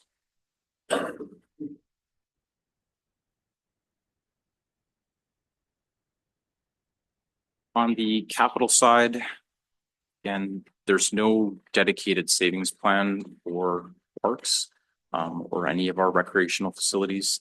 And so that is a gap that, as we see when we get to the conclusion, one of those areas that over time we need to build some traction on. So in the interim, the projects that were approved in last year's financial plan can be funded out of the gas tax. And so we will do that. And then we also assigned grant contingency to some projects. So Fairley Park was assigned grant contingency in terms of the playground upgrade last year. And the Central Rotary rubber surface replacements were also assigned grant contingency. So the projects remain in the plan, but they are only executed on if we're able to identify a funding stream or if council provides direction that we do want to proceed with that project and fund it out of reserves or some other means. So that's something to be aware of and to consider. The carryover capital relates to the designing for both the Rotary Park, Spray Park and Fairley Park. And we have shifted the Spray Park construction out to 2028. So that is a change from last year's plan. You'll see that in the big black bar called timing in your graph. 4 new operational projects are proposed, and to try and self-source the funding of those, we have also removed some smaller operational projects. And so this is an area where you'll want to help us identify priorities in this space. The new operational projects that have been proposed include an irrigation clocks upgrade, the Lions Park bathroom renovation, the Lions Park pathway connection and bathroom apron area, and the Rotary Park bathroom renovation. We're trading those off against some of the projects that were considered in last year's plan around doing some concrete pads for additional picnic tables, doing a hillside trail design for Central Park. It's like that. So I certainly hope for any council direction in this space and help us work through council priorities for parks over the next 5 years. Question I have, how much damage do we see a year at our bathrooms? Any numbers that we might have on that? I'm just wondering, do we see any damage, some damage, little damage? I think the biggest parts are the cleanliness of them. Some vandalism, spray painting, that sort of thing. Yeah, some graffiti. Yeah, so it's cost heavy in time more than anything else. The only reason I ask is because I know Pioneer Park constantly gets the sinks torn down and the toilets kicked in over and over and over again. And I'm just hope it doesn't Don't happen give to us. people ideas. Shh. Councilor Petrosi. Kevin, what was the estimate for 2028 for the spray park? So essentially it's 350,000. It's that Right, entire right. I block kind of edge. thought, yeah, Yeah. it was up there. Okay. 350,000. Park in particular will be something that we'll talk about more because a lot of that is, there are features that need to be repaired under some underground work. But we may want to reduce some costs by removing the surface, right? And just having a concrete park, which many places do. The surface is nice, but the upkeep on the surface, the sprayed on surface is a lot harder. So again, when we're thinking about essential things versus non-essential things, those are places where council might want to think about that. And the funny part about that is because it was concrete when it started and then we were told it should be covered. I let my kids run around on the concrete ones all the time. You get a little road rash, it's good. Yeah, it's Fine. funny how things change. Makes you tougher.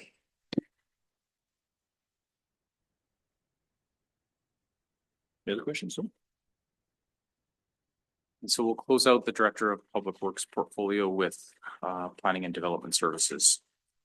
So Planning and Development Services generates sale of service revenue primarily from building development and plumbing permits. Residual operating costs get funded out of general taxation.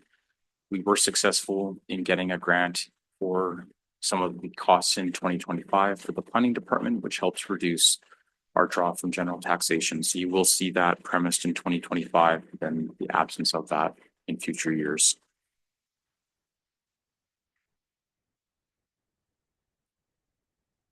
Any other questions for Director of Public Works or myself regarding that portfolio, or any motions or direction that you want to provide as it relates to priorities in this space?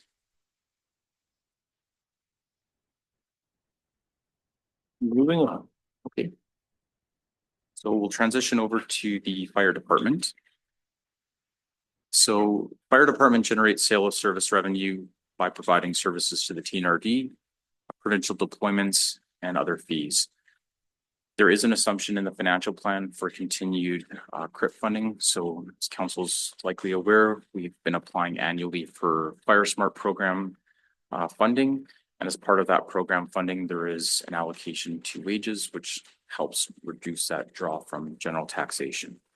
So we have assumed that we would be successful in getting about 50,000 a year towards wages as part of the Fire Smart funding. As part of our 2024 provincial deployments, the net revenue after covering costs was reserved in the budget amendments to go towards covering some of our 2025 paid on call costs. So you will see one use here of a reserve funding operational expenses.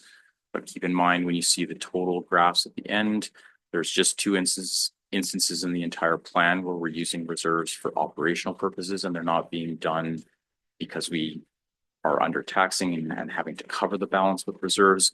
They are being done deliberately. So there's this one here, and you'll see that 2026 election costs will be funded out of the election reserve that we started last year.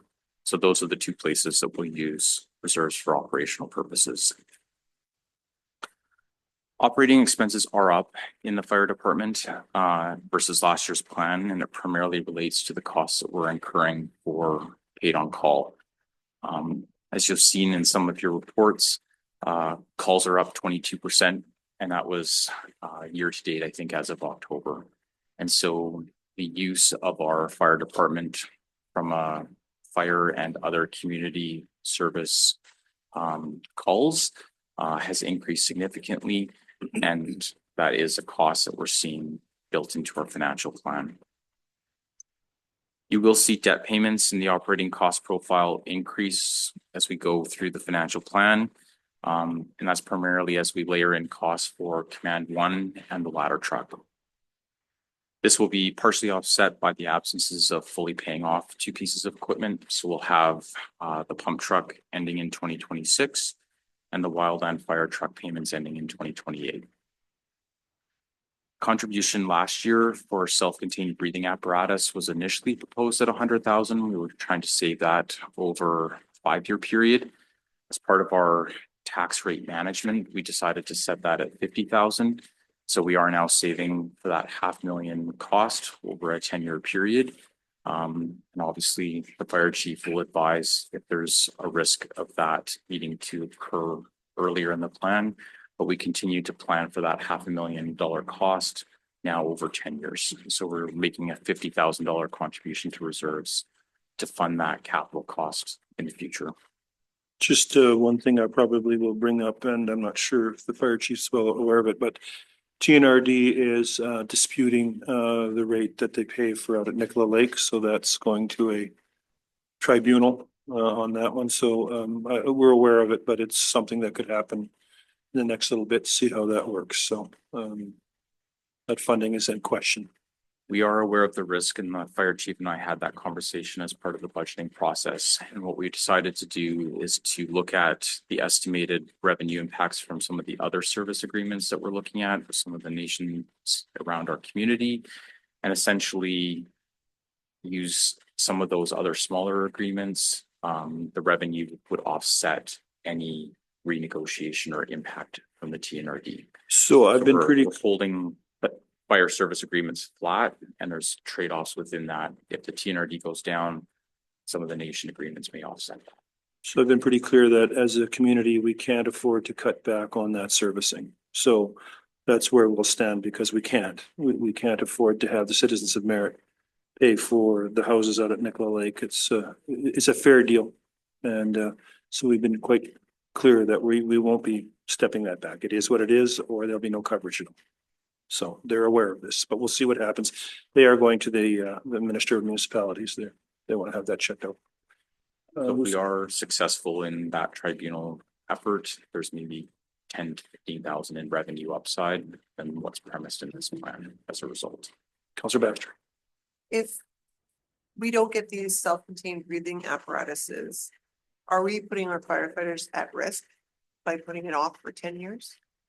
So this is trying to build the savings plan for that replacement.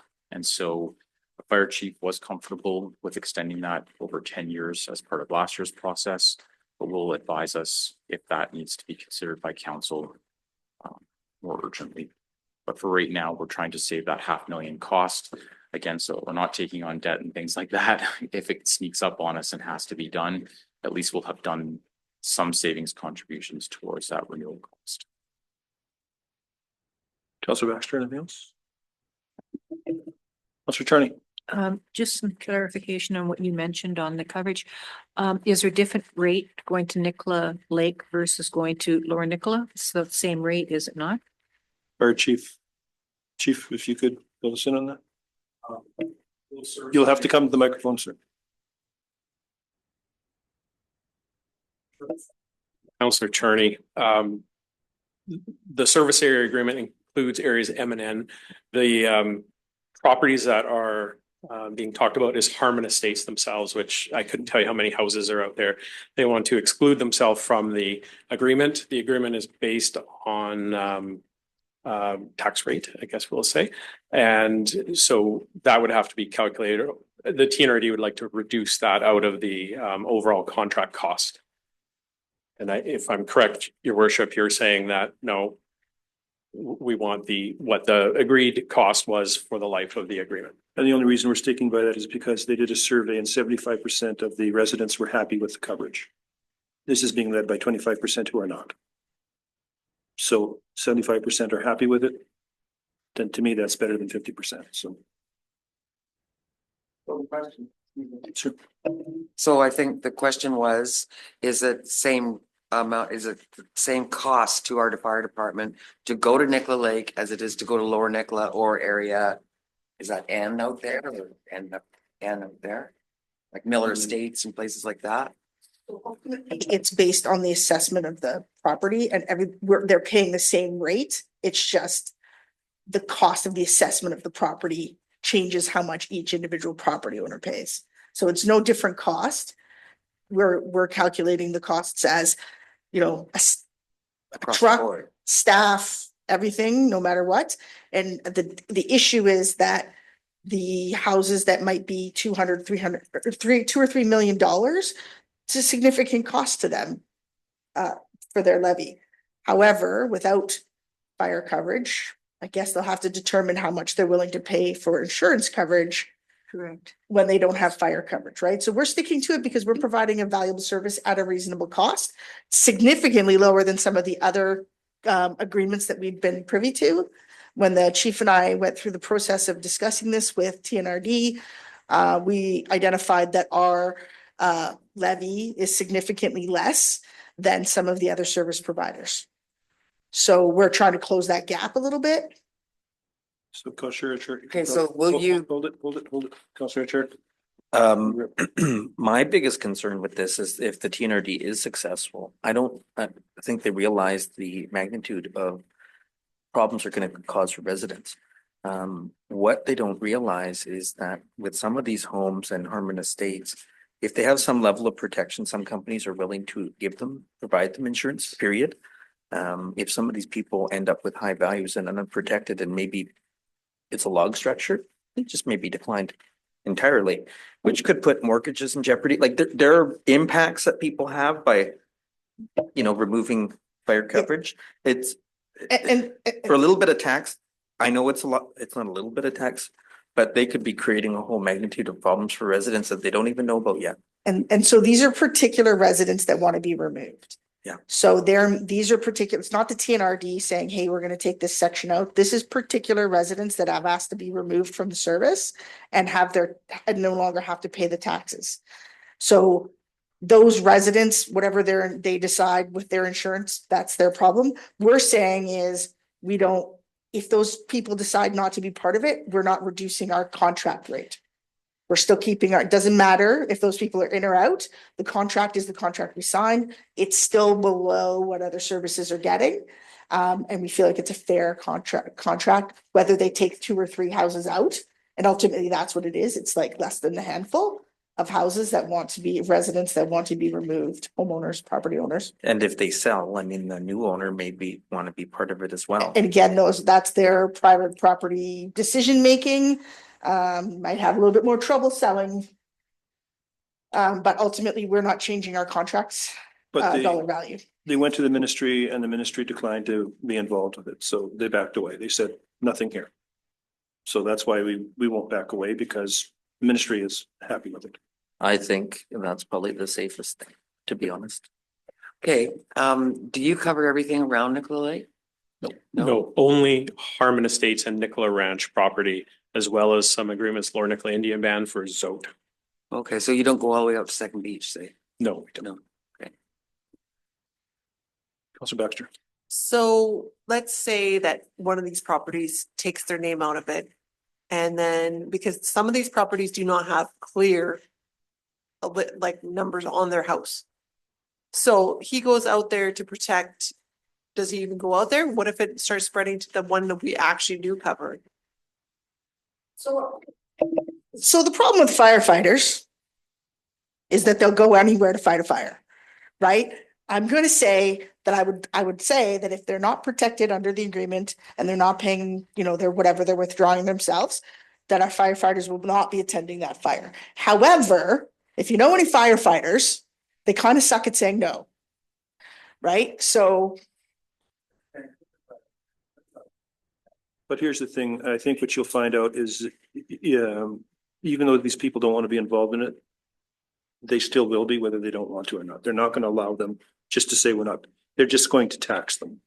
And the government or the ministry has already said that they want nothing to do with this. They've backed away from it. So 75% on the reason they did the whole survey was to find out exactly what everybody was thinking. And so 75 and 75%. 25 sounds like big numbers, but again, that's like, 30 residents and 5 residents kind of thing, right? Like it's not like there's 1,000 residents out there. No. It's a small group of people, and one way or the other, they're gonna have to either tax other residents more. But again, you're right, if there's a chance something is gonna encroach on a property that we are protecting, I just really think the fire department's gonna go So- out. And we may have to charge them for cost of service. So just talking with staff that if it is, they don't expect that they will pull 2 people out of the process. They will be in it whether they like it or they don't. And then they can continue to complain after that. The other thing is to set up their own fire department. We already know what the cost of that would be.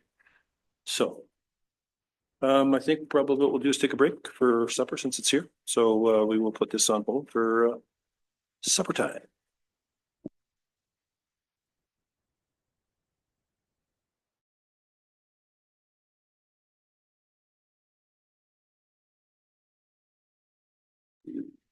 Little after 6.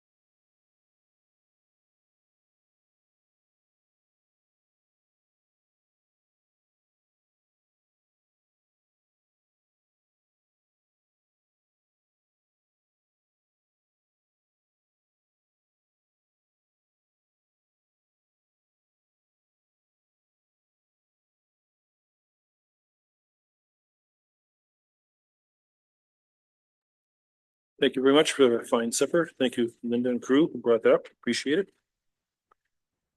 Back to you, Kevin. Thank you, Your Worship. So we'll transition into fire department capital. In the prior year plan, engine 2 was premised half in 24 and half in 25, thinking that we were going to end up needing to make a payment on the chassis. That chassis cost is now pushed into 2025, and so likely all of engine 2 will be covered in 2025 now. Carryover capital also includes the signalization project with Moti. So if we recall from last year's budget on Nicola, we're looking at doing whole system to try and make it safer for our fire trucks crossing and backing into Nicola Avenue. That project is still moving ahead, but will roll over a year. There's no change to the hydraulic extraction tools that we approved in last year's plan. However, the funding strategy has been updated. So we have identified a grant stream that we're going to target before using our fire reserve. And so we are working on applications for the hydraulic extraction tools or jaws of light type equipment on that grant stream first. The capital scope of replacing Command 1 and purchasing those tools in 2026 remains unchanged. We have an inflationary adjustment of 10,000 that's been premised for Command 1. In last year's budget presentation, the ladder truck was premised in 2029, so it would have been in that risk planning or debt planning type window, just outside of the financial plan. We do think that given industry lead times, we're going to end up needing to make a payment on the chassis as early as 2027. So we have updated the cost to have the chassis premised in notionally $1 million in 27 and the remaining cost still in 2029. Councilor Petrosi. With the ladder truck, I just want to ask the chief, what is the official height that the ladder truck can reach? Thank you, Your Worship, your counselor. So we've already struck a build committee and we've looked at potential development in the city. And what we're eyeing is a 107-foot ladder or platform for 2029, 2030, basically, so that we, depending on whatever development happens in the community, we're covered well into the future. Whereas right now we have a 75-foot ladder, which in many cases can only reach 4 stories. It can, or to the roof level of 6 in certain situations, but every occupancy is different with respect to setbacks and what we're able to actually reach. So that's the reasoning for going down that road. There are some things that we have to consider. We're not looking to build a new fire station or anything like that. So we have to fit this new truck into that space. So around design, things like that, that we're gonna have to take into consideration here in the next year or two as we design the truck. Councilor Trey. You mentioned not a new firehouse. Is that anywhere in the city's projection that we are going to start putting a little bit of money aside for that project? Sheil. I think it's certainly something council should be considering, because as we start to move outside of our developed area, you know, if we think about the new new plant that's going in Mako, as well as the residential out in that area, we're talking with some other developers who are again going to kind of extend where our development goes towards the end of our municipal boundaries. Yeah, in order to have a reasonable response time, we are going to have to start thinking about that. We haven't started thinking about it from a financial perspective yet. We're going to be talking to some developers to determine what land might be best suited. The airport place where we had it identified from the airport is not really our priority anymore. It's Collettville, that end, or towards Southeast sector. the southeast sector, kind of to get the best response time for some of those light industrial areas and residential on the other side of the river. So, but we have some ideas. We're thinking on it. We're hoping to come up with a plan that involves somebody else giving us money. But we'll, as soon as we've got something, it's totally on the radar, sadly.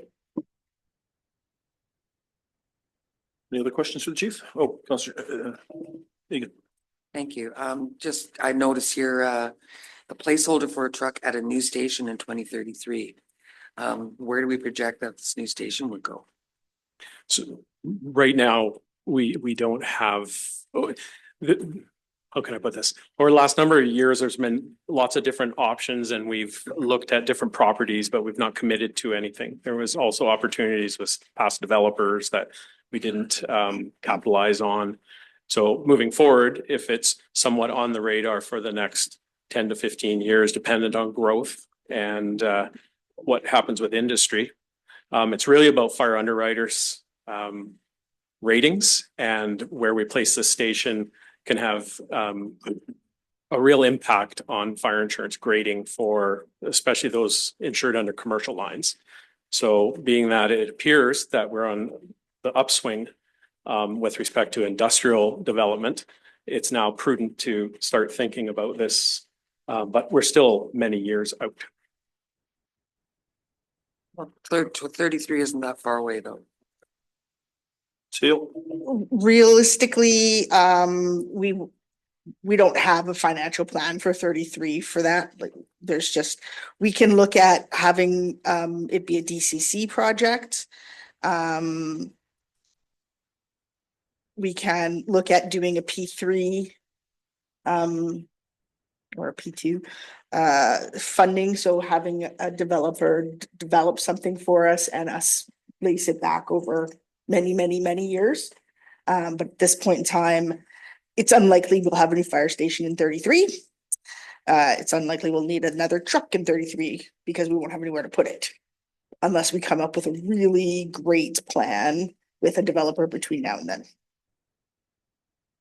So just off the top of your head, chief, what is a fire hall basically like? If you had to throw a dollar amount? 15 million, something like that. And to put a truck in it is going to be all of $2 million. If it's a ladder truck, it's going to be more than $3 million. It all depends on how we shuffle our equipment around to get the best rating as possible. But there are other opportunities that can be explored, even partnering with another first responder agency. There's some of those opportunities come up here and there, which might spread those costs out a little bit. We're also, if we're going to build a station, another station, we're also looking for a proper training facility to be included in that. So we're looking at another probably $3 to $5 million in addition to that to make a proper training facility for our team. Thank you for all the good news. Sorry. The whole idea of the training facility is great because we're very centrally located. So, you know, yeah. Correct me if I'm wrong, chief, but that property up by the cardlock was designed at some point to be a small training area, was it not? Yeah, I think the idea of the airport road property that we have was to be a small satellite station and a training facility, a small one. But I think what we recognize is the main population isn't located in that area, nor is it really our high industrial area, which probably requires the resources, at least from the fire underwriters table of effective response. So it doesn't mean that in the future that might not be a viable property for the fire department, but also the scope and the idea of what the airport is and what it will be has changed since the time we acquired that property. Do we have the ability to expand under the fire hall we already have, or have we expanded to the point that we can't expand anymore? We are at the max. In fact, we actually had to have variances to build on what we did. The property behind the old golf course driving range. That's city's property. It's city's property? Yeah, the whole golf course. Why couldn't we expand on that then? Well, Yeah. yeah, I think it's response time, so you'd have to be further like down towards Aspen Plainer, I think at one point, or towards Mako. I think it's based on response time. Okay. Yeah, I don't know if you remember, but there is a fire station location study that we had authored and it's older now, 2012, but basically identified based on Maris population where the fire station locations would be long after I'm gone. And at Merritt's max build out, there could be up to 3 fire stations, which is one of the reasons why we acquired the airport property. We just have never been able to move forward on acquiring the 3rd property, just even to hold on to until this time comes. We started having this conversation in 2010, Yes. so it's been going on for a while. Thank you. Any other questions for the chief? Thanks, chief. CFO. So just to clarify and wrap up that conversation, I did have conversations with each director last year about just trying to help manage that long-term risk awareness beyond the term of the financial plan. So, we often were planning just short-term capital. Last year, we really tried to make that push to planning 5 and 10 years of capital. And not that we're going to actually execute on the truck necessarily in 2033, but it just helps me pencil that in as we're doing debt modeling analysis to make sure that we would have the ability to make those payments should that become a reality. So that shaded green window is just helping me plan out long-term debt for the city. Any other questions on the fire department before we transition? So we'll transition to corporate services, broken down into a few sections just to help again build that connection with how things translate into the bylaw lines and level of service in your financial plan bylaw. So the general government portion of the corporate services portfolio includes council, the corporate officer's office, communications and engagement, IT, and the running of our elections. So you'll notice that operating costs increased slightly in 2026, and that is for the 2026 municipal election.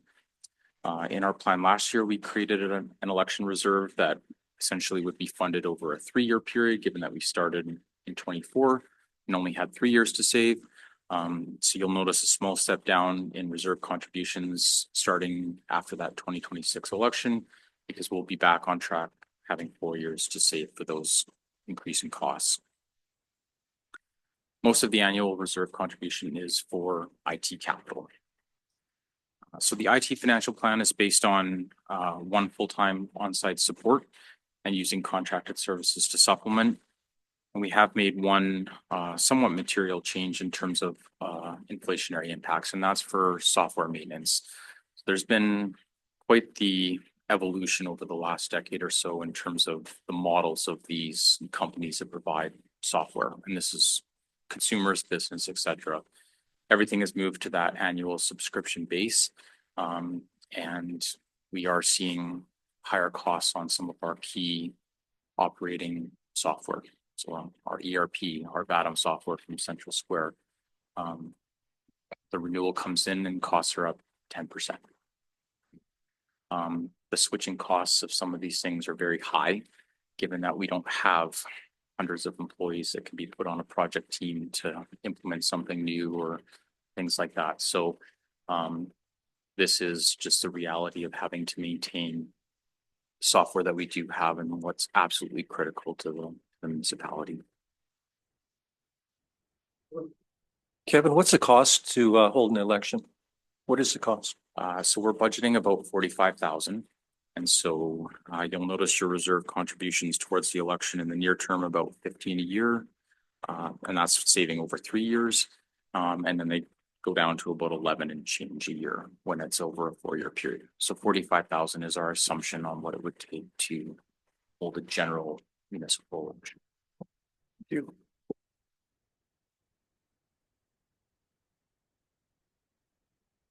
So the capital side of general government within corporate services is basically our IT capital program. In the prior year plan, we did add 12,000 to factor in the fire department's tough book purchases. Corporate officers been doing a lot of scrutinizing actions over the last year in that portfolio. Things like reevaluating cell phone renewal costs and making sure that, we're not upgrading or changing, hardware unnecessarily and things like that. And so she now feels that we can absorb that fire department's costs within the original IT budget of 100,000. So we have made a $12,000 reduction to the IT capital program going forward.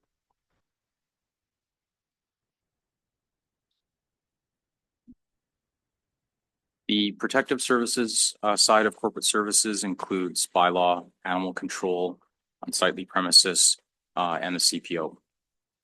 The operating plan is funded through a combination of license, permit, and fine revenues from business and dog licenses, excuse me, and general taxation. I think we previously discussed there is one level of service change in the financial plan, and that is to include a budget for encampments and other community costs that can't be recovered on taxes. And so we have added a $15,000 line for things like towing trailers. We can't put that on a tax roll to recover the costs.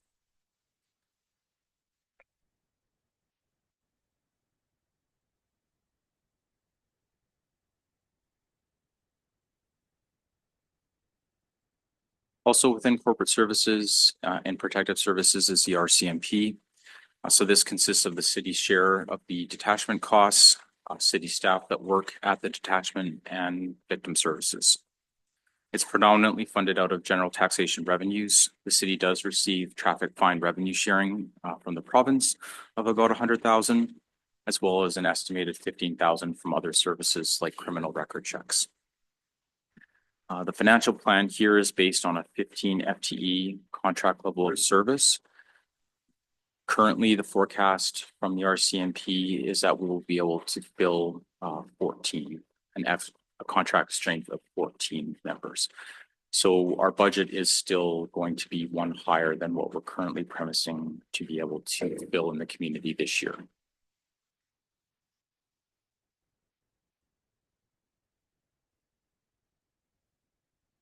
Councilor Petrosi? So we discussed a couple of weeks ago about possibly going from 17 to 15, and that's 17 members we're talking. Is that, or we're talking staff working at the detachment for Just to city staff? clarify, it's the contract strength that's the municipal allocated portion of the detachment. So there may be provincially funded members that are over and above that. The municipal portion is being set at 15. Okay. So they have a certain dollar amount for the 15.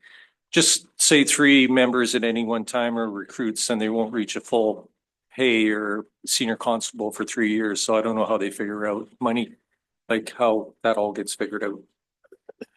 See you. So we budget for 15. Any monies that go unspent will come back to us when they true up at the end of their fiscal year. So that's why it's challenging for us in our budget process, because we won't see that until late in the spring, early summer. They're true up because their fiscal year ends March 31st.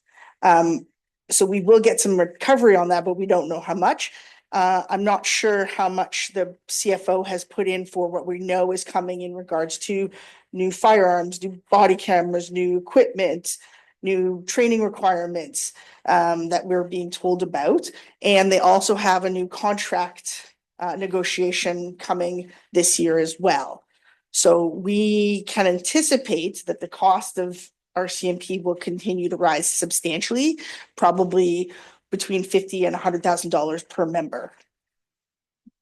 $50,000 to $100,000 per member for total cost, vehicles, sidearms, additional equipment, body cameras, all of that. So, but we don't know that actual cost yet, so we can't budget for it. So if the 40% of our budget is currently the RCMP, we can anticipate that that will continue to grow. It is the biggest thing we spend money on. So in our discussions with the staff sergeant is that they haven't filled all 17 positions in any time. And when they look at the transfer paperwork, like, so you go on a list, you identify places you want to transfer to, they can access that through staffing, and there is no one identifying Merritt as a place that they would like to be transferred to. So we could get recruits, as Councilor Petrosi said. But ultimately, we're running short because we can't fill all the positions, so it's probably to the city's benefit to not allocate or to not budget for positions that we're not gonna fill, right? We're working with 14. They're still providing 24-hour coverage.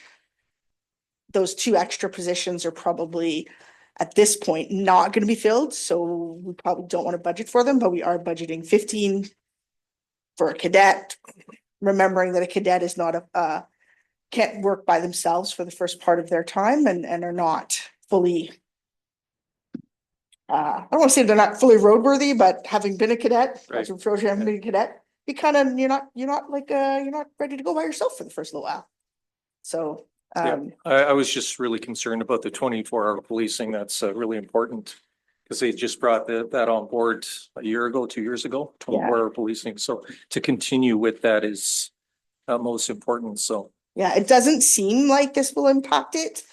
Recognizing that again, they've been running short, not just because there are members on leave, but because they're actually unfilled lines.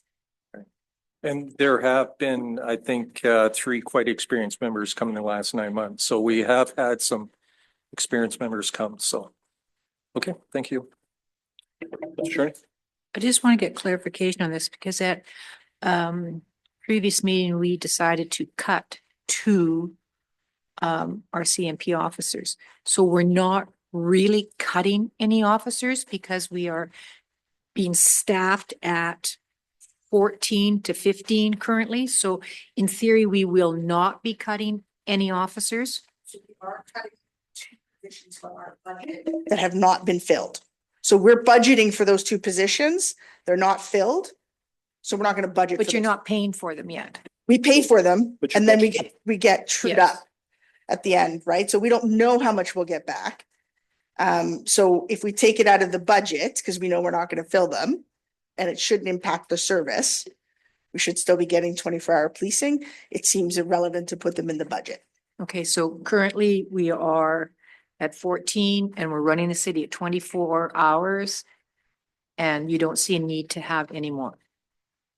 So they did update their forecasts on the invoice that we received on October 31st down to 14. So they are billing budgeted costs, but based on 14 contract strength now Okay. as of October 31st. And the conversation that we've had, Councilor Attorney, is preliminary, but we haven't got there yet. Okay. We may decide to do something completely different. So, yeah, and that's true. So that was a recommendation that council made to the CFO for a couple of service level changes. But again, recognizing we're not filling those positions, we're budgeting for them. Mhm. We're getting the money back at the end, but when we're talking about general taxation, it's based on what we're budgeting for. So if that's how many hundreds of, what is that, like $300,000 almost For 2 for members, 2 members? 4 and change. 400 and change Okay. to take out of the budget, take out of the cost of taxation. Victim Services is a provincial program. And I know that we budgeted $35,000 for 3 years for them.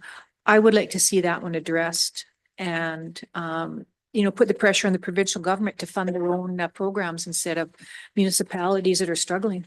Crazy talk, Councilor Attorney. I know.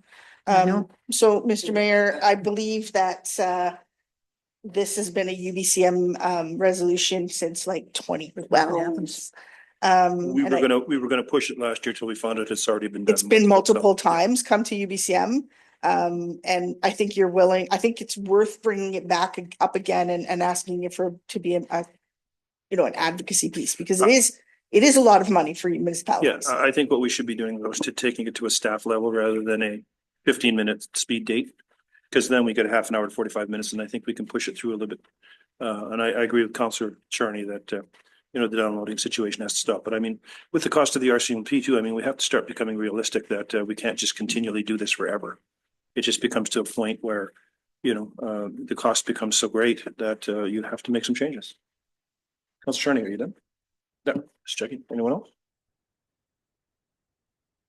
Oh, CAO. So I think in this particular section, based on that, if the CFO can have some direction about keeping those 2 positions out of the budget or bringing them back in.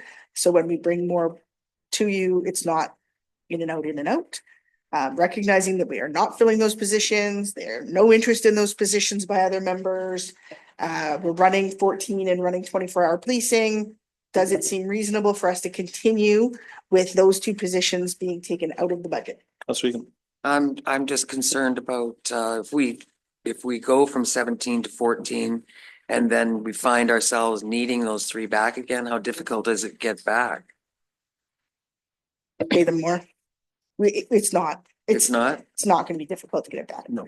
We just ask for change and we're paying for it. It's not like we're asking the province to pay for it. We're paying for it 100% through taxation. Well, Okay, so then if we fund 14 and then 3 people are sick all the time, now we're down to 11. That's the other thing. Yeah, but we haven't been able to fill those two positions. So we're actually gonna fund 15. So you have that one buffer, but those 3 positions have been unfilled for more than a year. And so Did we find out about the other person that was, out for 3 years on sick leave? And when did the city stop funding him? So my understanding is that the staff sergeant within the 90 days, I think it is, of disability, they come off of our budgets and go to a provincial sick leave budget. And then you have. Yes, that's what he has followed up. Now, they haven't provided us with all the information we wanted, but as a narrative, that's the information he provided us, is that after if it's 90 days of sick leave, it goes to a provincial budget line for people on extended disability. Councilor Petrosi. Well, I guess we have a police committee meeting on the 17th, 16th, something like that. So I guess we'll get some proper numbers from Josh. I know they just got a new recruit this weekend, so not sure where they're sitting at for manpower. So, but we'll be sitting with, I guess we can ask the staff sergeant on in the Certainly. police committee, just see where they're sitting and maybe make us a little bit more comfortable. Well, amount of so members these we are have. numbers that the CFO got last week. So the 14 was based on the October 31st. Oh, sorry, the October invoice. 31st Yeah. numbers.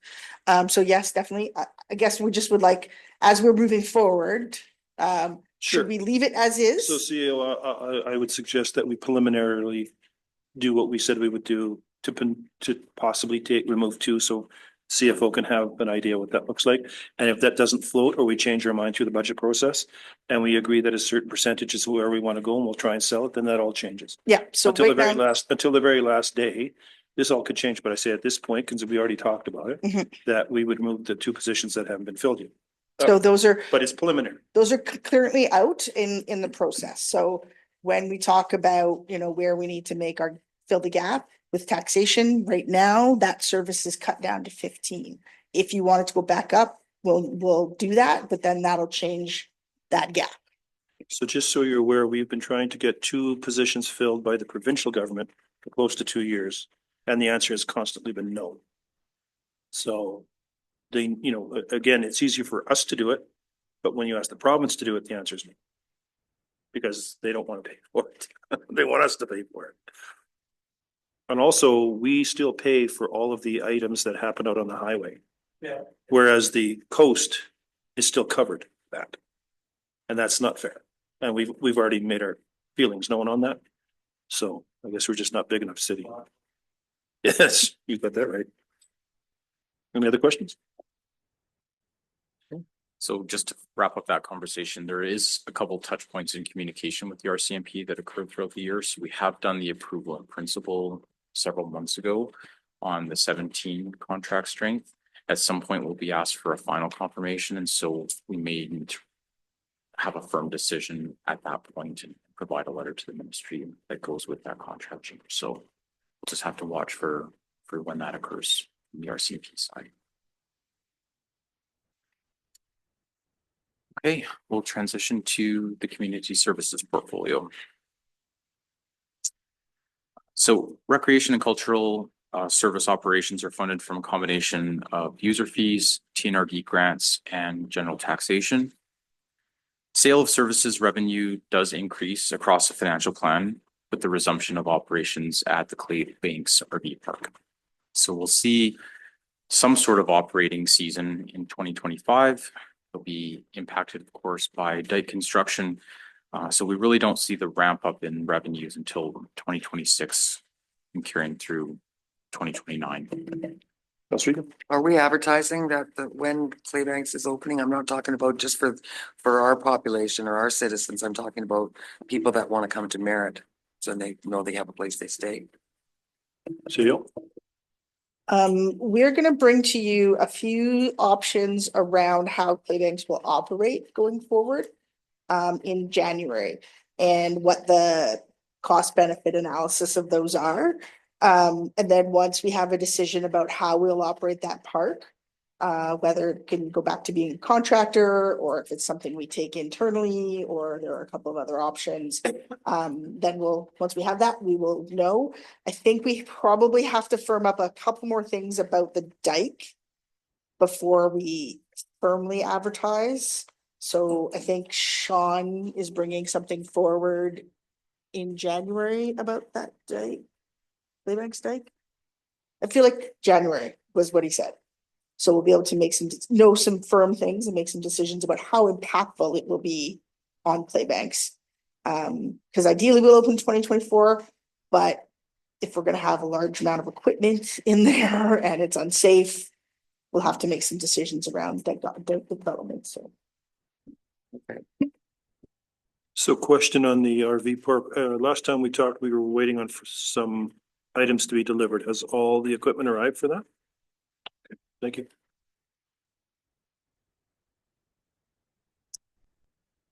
So absolute costs do increase through the course of the financial plan as we do capture some of the Claybanks operating costs.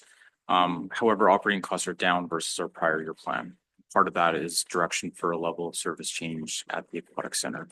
So we have premised 6-day-a-week operations in this financial plan.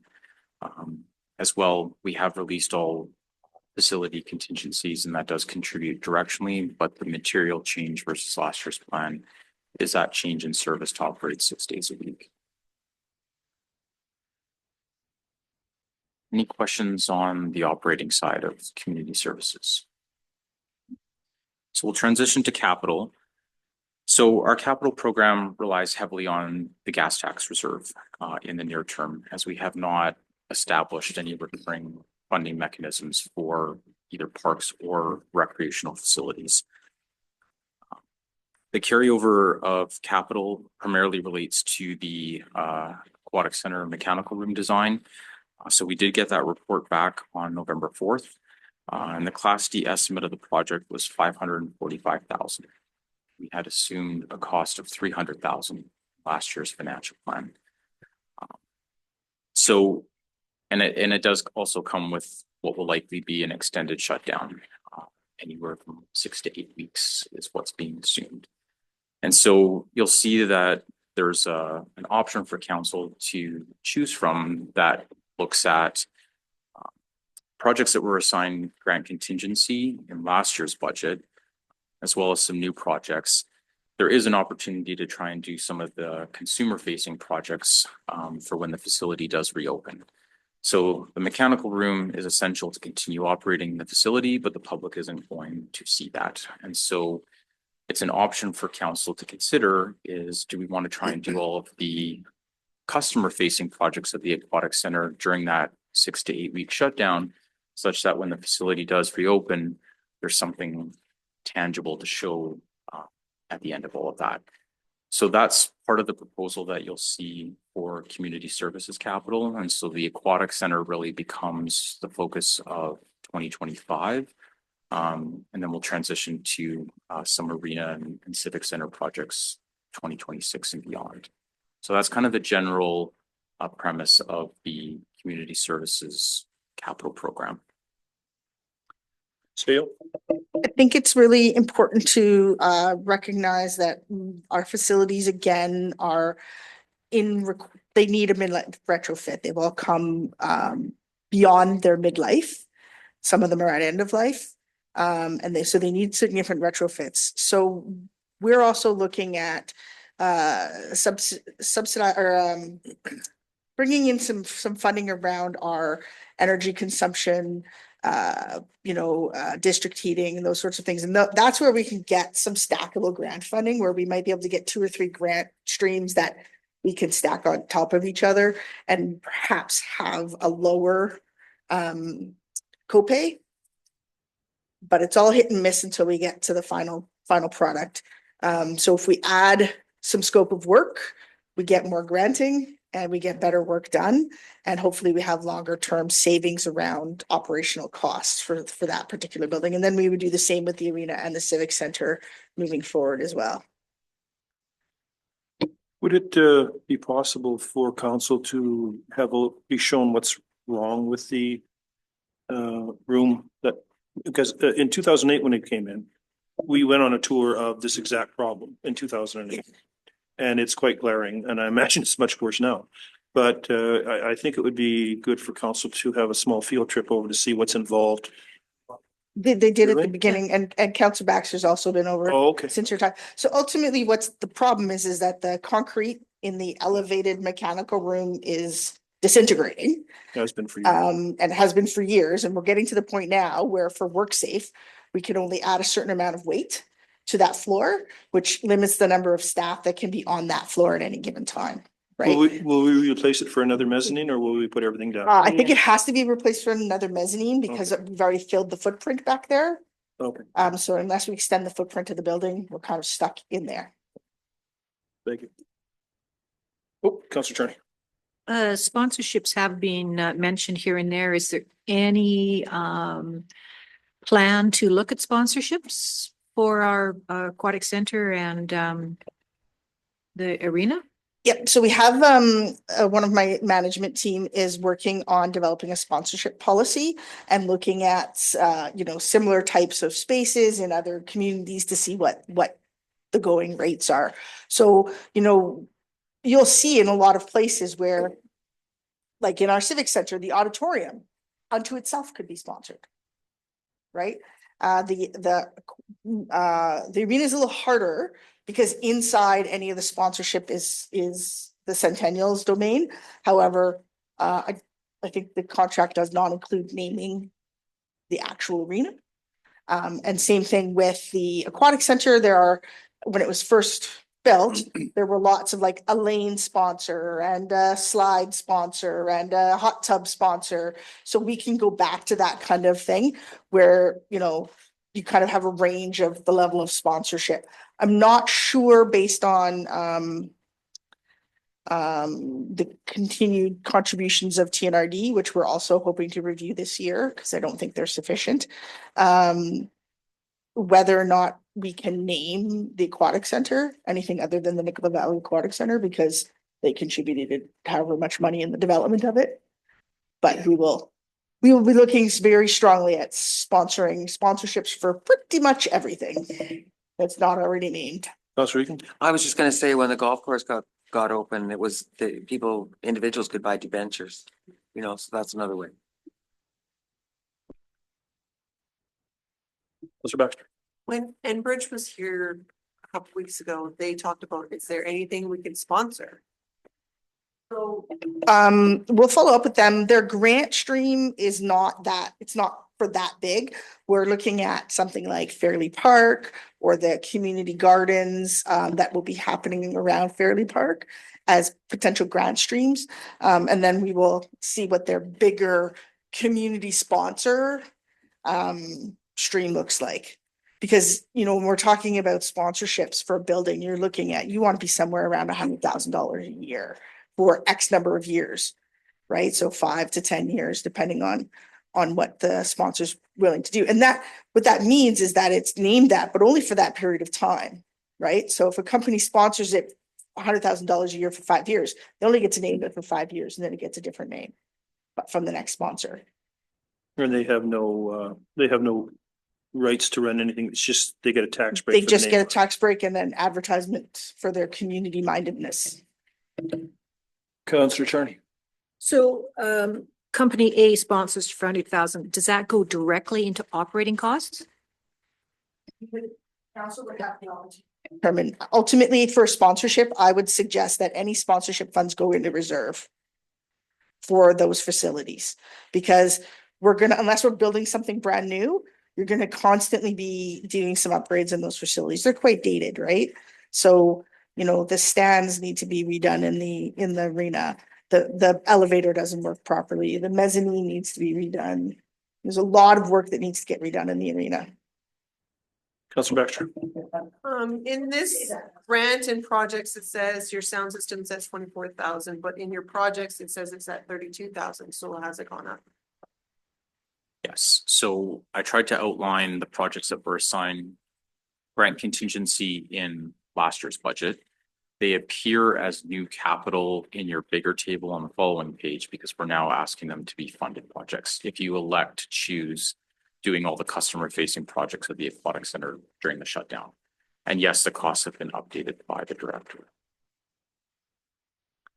So that list is a little bit longer and it does include projects that were considered last year. It's just we're now asking to have council consider the funding of them. So I noticed we have a thing in there called the curling rink chiller replacement. Now, we know the curling rink is owned by the curling rink. The land is owned by the city. How does that costing work?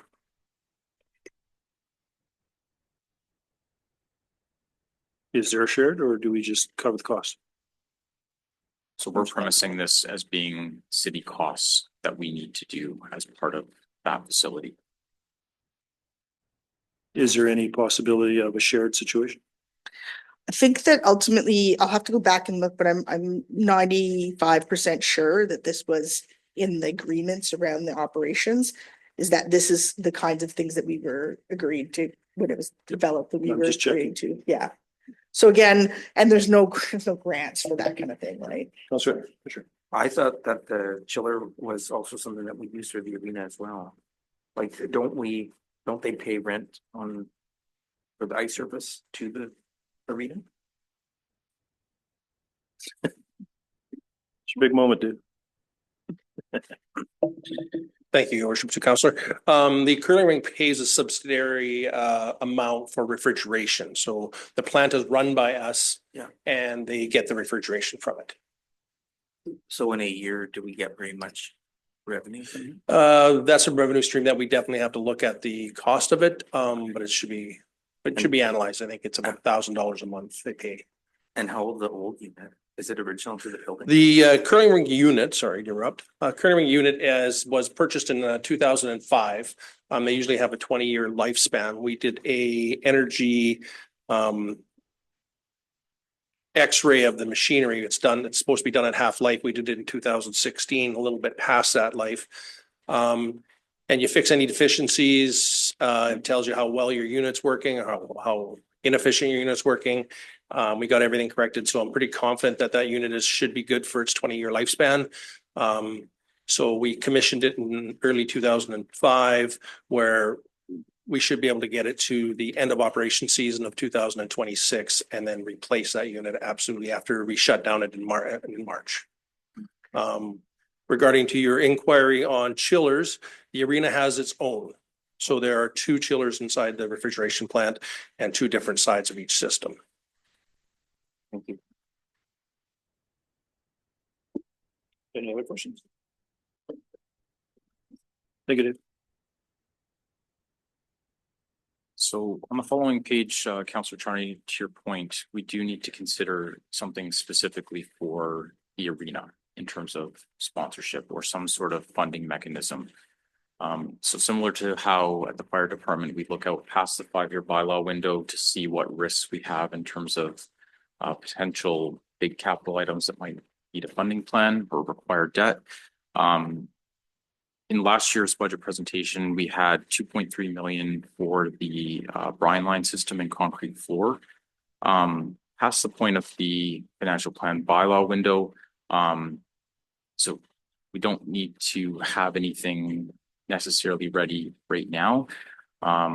But I would say either this budgeting cycle or the next budgeting cycle, we need to figure out what our funding plan for that is going to be. And so that could be a combination of sponsorship with a matching reserve contribution. So if we assign, say, a sponsorship at 150 and council makes a matching reserve contribution, we might be able to get close to that 2.3 million number over time. So this is one of those risks that's essentially unfunded in our plan. And it's hard to compete for debt prioritization when we are going to have significant wastewater treatment plant capital requirements and debt requirements in that same timeframe.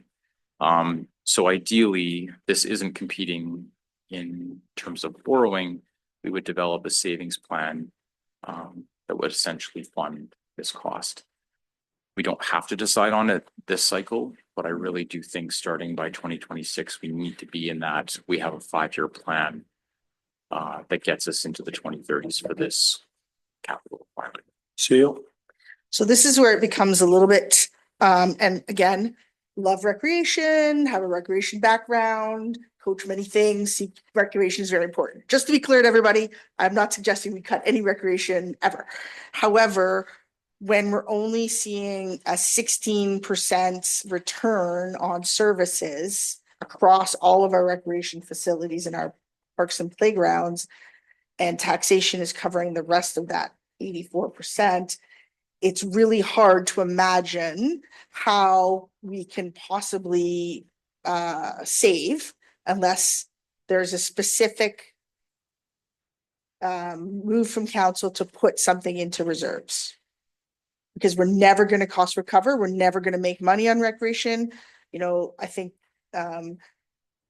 Kamloops is shooting for 50% cost recovery, which I think is pretty stretching it. We're looking for, you know, someday maybe to get 30 is kind of the industry standard of 30% cost recovery on recreation. We're at 16. It's expensive. Recreation is expensive. And the facilities are expensive. You know, if we had to put in a new ice plant into the arena, we would be looking at easily $500,000. Right? So if something conks out unexpectedly, we don't have the money to do any of these things. But this is the stuff that makes a community, you know, no water, no sewer, no town, no recreation, no community. Same kind of thing, right? It's what makes us who we are. So I do recommend, and I know that the CFO is saying we don't have to do it this time, but when council's thinking about these financial plans, please think hard about identifying these reserves that we don't have. And most of this stuff is not going to be grant eligible. Let's read it. Okay, so if it doesn't make any money and we're already stretched to balance our budget, where are the reserves going to be coming from? Seal. So last year's plan presented was to balance the budget over 2 years with 12% tax increases each year. The way that is currently presented, we would be looking at closer to an 8% tax increase. So this is an opportunity for council to think about, we don't have enough money for water sewer. We don't have enough money for our facilities. We don't have enough money for roads.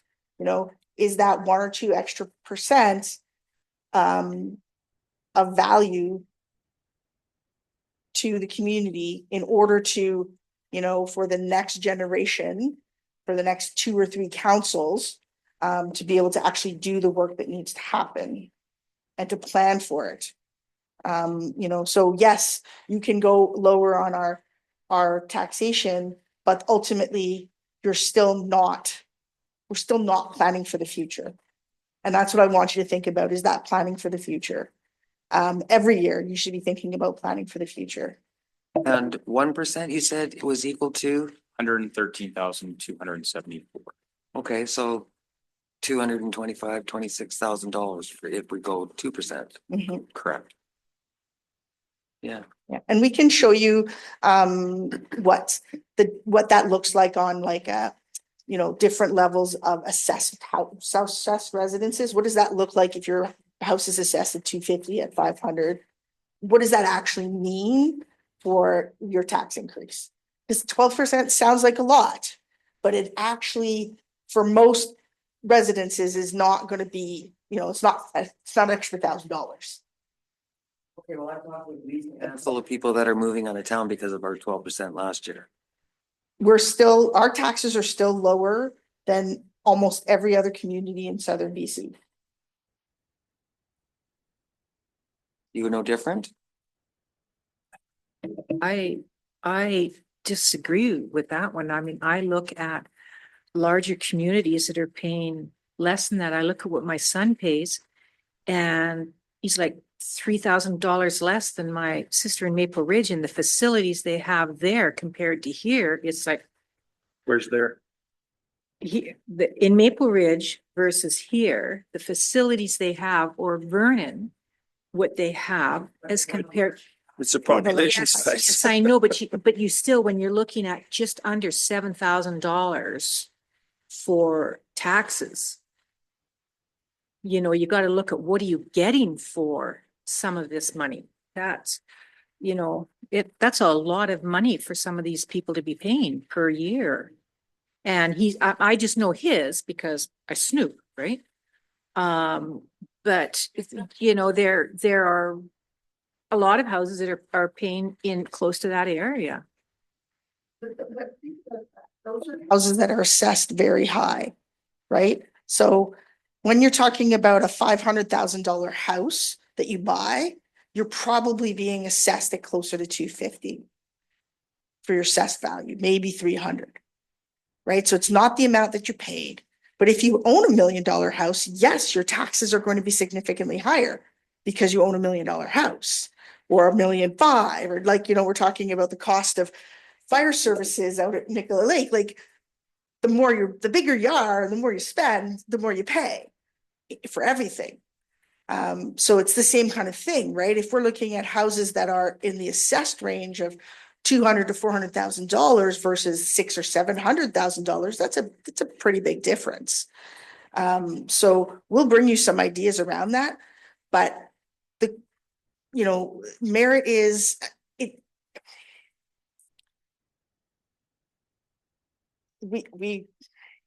Many communities undertaxed for many, many years. And this is what put many communities in this country in this same issue. Yeah. It's not unique to Merritt. It's absolutely not unique to Merritt, especially communities that have limited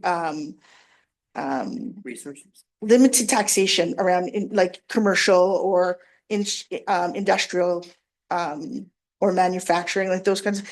It's a real challenge because it does land on the homeowner versus the industrial lands.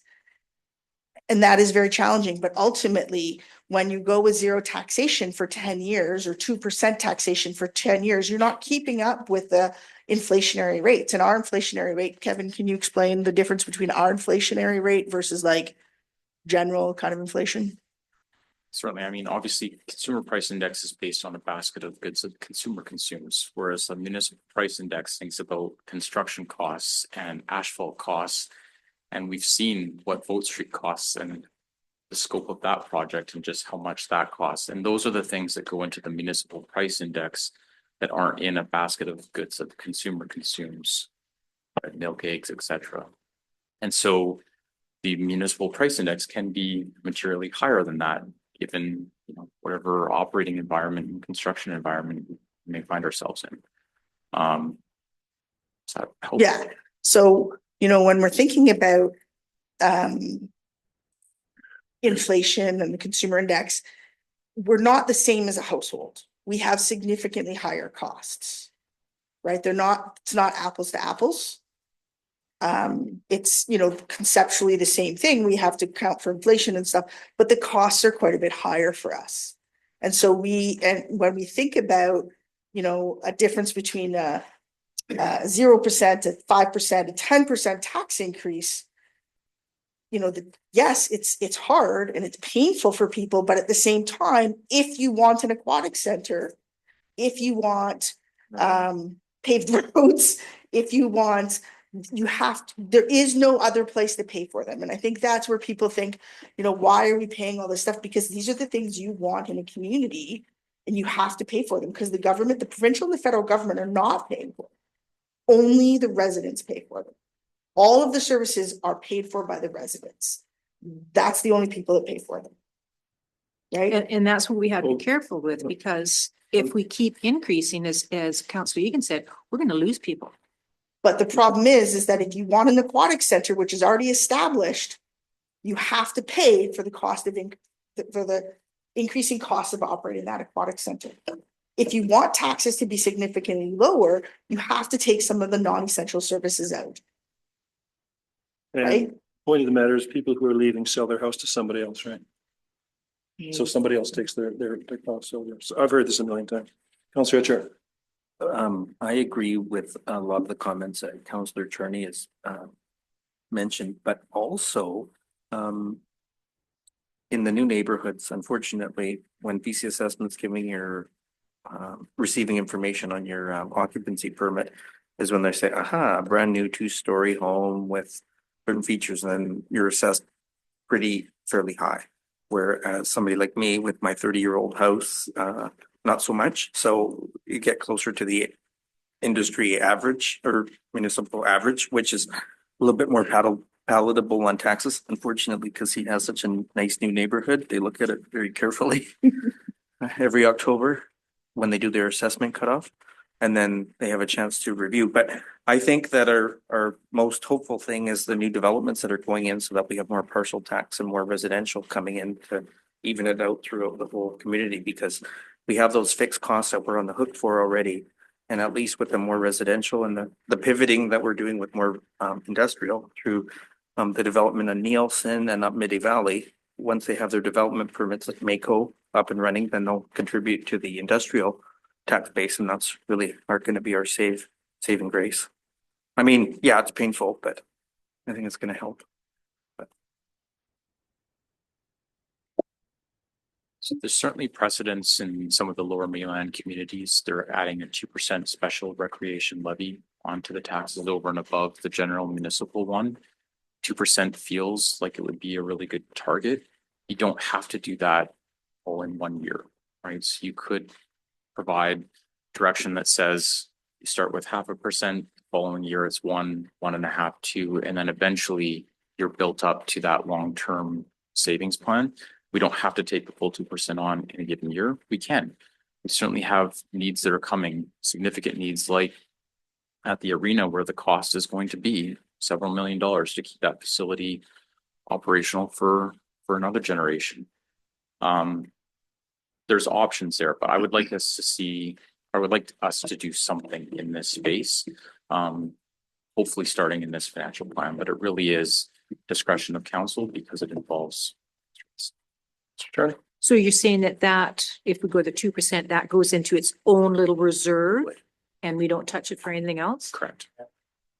And at 0.5%, that would be 55,000 a year then. It would be a starting point. So approximately how much would the average homeowner be dinged for?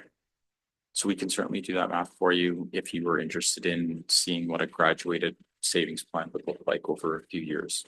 And Well, what that average residential cost would be. to me, that's the way to go. The same with our reserves. If we start anticipating and a little bit here and then a little bit there, I think that's what we have to go, towards something like that. So we make it a line on the utilities bill, Um, and then people know that they're twice a year, they're paying $25 to go into the cultural reserve fund. we'll look at how we can do that. That would be great because it's very obvious. And I think this is very similar to the conversation that Policy Review Committee had last week with the fees and charges bylaw. We recognize that we're undercharging for water and sewer services. And the idea of doing it over 2 years versus trying to do it in 1 year makes good sense. And, we talked about whether it was 3 years was better. And so tomorrow's bylaw will show 2 years and council can have a discussion about that. But ultimately, we don't necessarily want to hit everybody with everything in the first year. But if we're looking at small, 0.5% for this year, 1% next year, and then maybe stabilizing at 1% for a couple of years and then going up, that's your choices about how you want to plan for the future, how you want to make sure the community is sustainable for the future. Because at this point, unless some of those investments are made, our facilities are not sustainable. Any more, Councillor? Okay, we'll transition to the protective services side of community services. So this includes emergency management and our ESS operations. So recurring expenditures, so wages, honorariums, ESS phones, et cetera, are funded out of general taxation. And then, of course, as we identify projects, we pursue grant opportunities and have been relatively successful on that front. Also within community services is ECDEV, which rolls up under development services in your bylaw. So we've had some conversation around this a little bit already, but really 2025, the focus will be our grant funded projects and employing consultants as needed to, and then project managing those collaboratively across various staff. We do have recurring expenditures that will continue to be funded out of general taxation for next year. So we have the Bailey House, some of our essential advertising, and then there's also a small line item for Arts Council. This financial plan does premise a return to having an ECDEV FTE again in 2026. So that's an assumption that's been made in preparing this, and you can certainly discuss and get direction on that level of service going forward.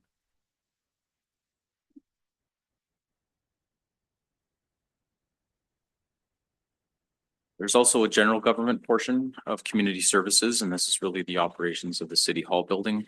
So property insurance, natural gas, electricity, cleaning, elevator maintenance, things like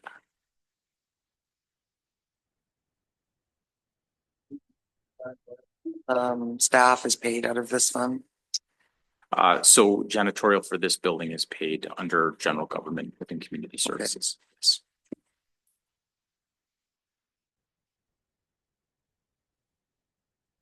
There is a little bit of capital premise for the City Hall building. In last year's plan, we identified the lighting retrofit as being a potential grant funded or LGCAP funded opportunity. So we've progressed some of that work in terms of quotes. We think that that cost is going to come in a little bit less than last year's plan. And all that'll mean is that there's more LGCAP funds that can be deployed to other projects.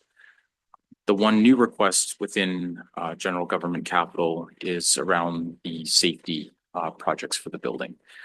So there's 19,500 in new projects, 11,000 for safety glass and speakers at the front desk counter, as well as 8,500 for building cameras.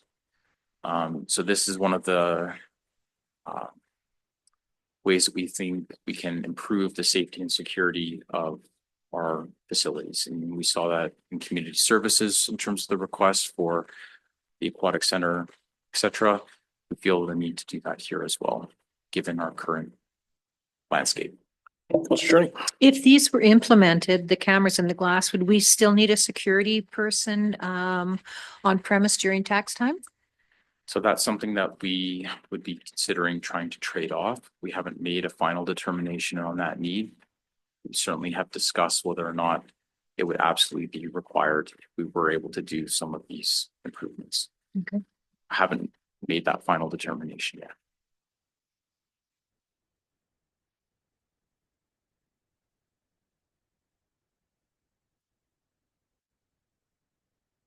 So we transition to the CAO office. So CAO's budget includes her office, as well as legal fees for general government operations and employee recognition. There is a little bit of variability in the expense profile. We have made some decisions to reduce the employee recognition budget and to phase some costs as being every 2 years instead of every year. Most of the time you expect with inflation that costs go up sequentially year after year. So you do see some years where they actually come down, and that's us trying to phase some operational savings.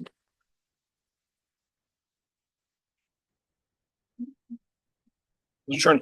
What are the reserves for? Like, what are you anticipating the reserves for? So the gas tax reserve simply comes in under one of the lines in the CAO's budget. So that revenue comes in and we immediately place it in reserves, but it's the gas tax reserve, which is federally and provincially allocated to us. It just happens that that reserve sits, historically under that budget line. It's not actually related to CAO operations in any way. It's for the city. Yeah. Don't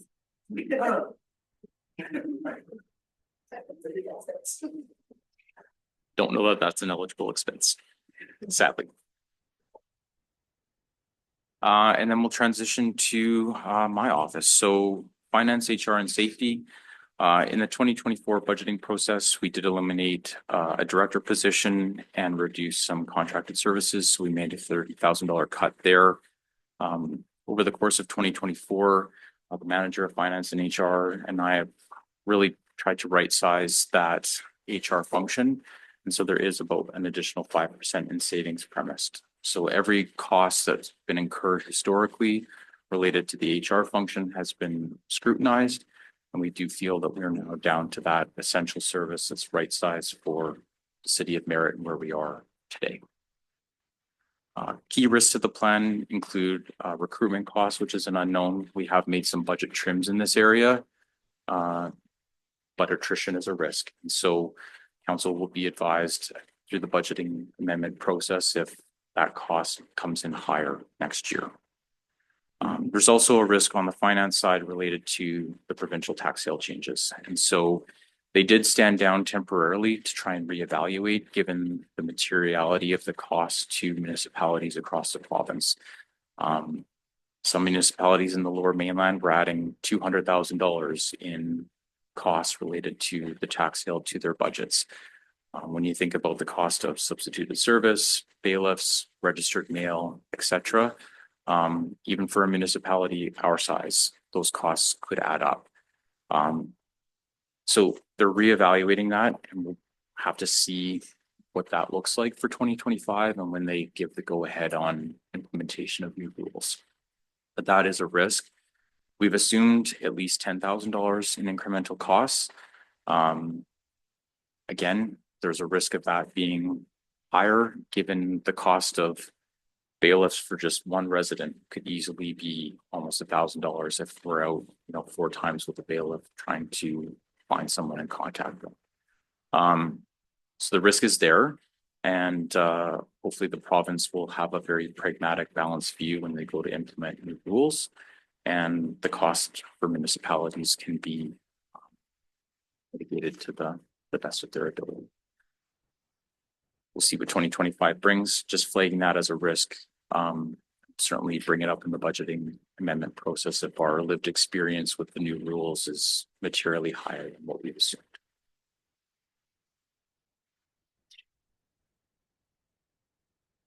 So also within the portfolio, got the transit operations. So transit operations are funded out of a combination of fares or user fees, some small grants that we get from the TNRD and the LNIB, and property taxes.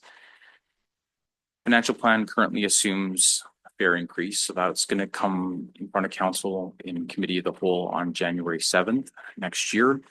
And then ultimately I'll update the financial plan based on your final decisions in this space. I will say, so we started that conversation about a year ago with BC Transit in terms of authorization from council to do the fare review as soon as possible. Those COVID restart funds are expiring after the first quarter next year, so we are eligible to put through a fare increase. The path for materially changing the balance between property taxation and user fees is not going to be there. When we look historically at what our cost recovery percentage was for our fares as a percentage of costs to where we are today, it's declined significantly, and we've got graphs in the BC Transit presentation that you'll see to that effect. Going forward, the most viable path is to try and at least maintain the cost recovery percentage that we are at today and not fall further behind. But that balancing, given the cost trajectory, there is not a path for materially rebalancing between property taxation and user fees. So what I'll encourage council to do is to set a fare based on the user in mind, knowing that the revenue is not going to materially change the property tax component of running our transit service. What I will say is that I think the path for council becomes provincial advocacy I thought about this quite a bit over the last year, and I think one of the ways that we could pursue is through a transit equivalent of the small community grant. So that's decentralized funding that the province gives all communities under 19,000. There's a base amount, there's an amount per resident. They have a whole funding mechanism. For the city of Merritt, for our general operations, that's about $500,000 a year. And I think there's a role where we could consider advocating for either a transit supplement to that small community grant or to have some sort of funding mechanism that would be equivalent to that, where it's decentralized funding. It's all based on a formula, and you'd be looking to try and advocate with all municipalities under 19,000 for that to come, or anyone that runs a transit service under 19,000. Hopefully there's a path through UBCM for getting that through or getting that discussed with the province. But ultimately, the property taxes for maintaining the current level of service are going to increase on a percentage basis. It'll be quite high over the financial plan, over 90% by the time we're done, just to maintain the current level of service. So that's not enhancing, that's simply maintaining and funding what we have today. That's not translating into dollars in the same way it does percentage wise. That could be $34 for the average homeowner. But the percentage is going to be significant through the financial plan to maintain the current level of service. Councillor Egan. Yeah, I was just wondering, so we're not in agreement with centralizing the transit system? So we've certainly asked to be part of that RFP process, and they are still discussing and working through that on the BC Transit side and deferring plans in that space to factor in feedback. But even irrespective of that, the operating costs that they have to maintain our current level of service increase significantly. So I'm not sure if the rest of the councillors read the letter from Clinton. And are we maybe considering responding and maybe joining with them? Well, we're already joined. We've all done the letter. So just so we understand on transit right now, they have decided that they're going to take all of 2025 to slowly roll out the plan for all the communities to digest and then look at implementing it in 2026. So they realized that they kind of jumped way ahead of where they should have I been. remember that. There's been so many letters. I mean, you can see in our package for tomorrow night. And you'll notice that we're already included in the city of Merritt sort of Okay, thing. no, that's tomorrow. So we've done our part on that. Well, I think every community has, but there are some communities that have a small transit, but their transit situation is run by a different group. So not everybody falls into the same deal. But yeah, they're now calling it regionalization is what they're calling it. And they've decided to take it much slower in 2026. Okay. I like your idea about the under 19,000 population grant. I don't know why we haven't done it already. Well, it kind of took a year of having to, Yeah. you know, have these conversations and realize that there isn't going to be that path. You can't increase fares to $8. You lose your ridership. BC Transit models will tell you that we do need to try and maintain the cost recovery percentage that we have today. So that, you know, a fare increase, given that we haven't since 2007, it's likely warranted. It's still, they'll come before council for consideration. But I do think that that's probably the best path for funding, is trying to get that formulaic approach out of the province, and we simply then follow the math. So if we have 7,000 people, we get the base amount plus an amount for every resident that we have, and that contributes something to offsetting the taxation burden that's going to be on our Thank you. residents. So Thank you that's for your work. my pitch to council. See you. Yeah, I think it's really, the CFO and I have spent time looking at the model of how the province thinks transit should pay for itself. And given that we're a super awesome service that they, you know, we're like their model service for success. And there is really no way for us to achieve the finance model that they've proposed. So it's totally inadequate. I don't know when it was adequate, when it was developed to be adequate, but at this point in time, it is completely impossible without an $8 fare and keeping the same ridership for us to meet that financing of this percentage province, this percentage taxation, this percentage user fee. It's just impossible. But it took us, we had to really dig into this model and say, like, justify this for us. And clearly they're not able to justify it to us as a usable model because we can't, as the CFO said, we can't cost recover more than we're currently cost recovering and not lose ridership, which would reduce our cost recovery. So I know down on the coast, they add an extra 8 cents onto a liter of gas for transit tax. So if that's allowed down on the coast, how come we can't add something like that? Or, I mean, in my perfect world, province should be looking after transit. Shouldn't be communities, should be province, right? And I mean, I see the money that we put into it and I kind of wonder where it all goes. I mean, are we subsidizing bigger buses down on the coast and the extension of SkyTrain, or? Because I certainly don't see much changing here. We get a new bus every once in a while, but that's about it. So, and I'm not asking you Can't to. speak Yeah. potential subsidization. What I will say is that, again, TransLink for operations in the Lower Mainland would have had to advocate with the province to be able to get that portion. Province has control over excise taxes, so there would have been some advocacy at some point to try and create that funding mechanism. I had obviously thought about a small community grant equivalent, but maybe there is a potential, cent per liter or so much or If you whatever. think I'm proposing that, you're crazy. But, Absolutely not. but I do think that though that the Lower Mainland would have had to come to the same conclusion, that there has to be some sort of additional funding mechanism, whatever that may be. So if that's right for their area, that's great.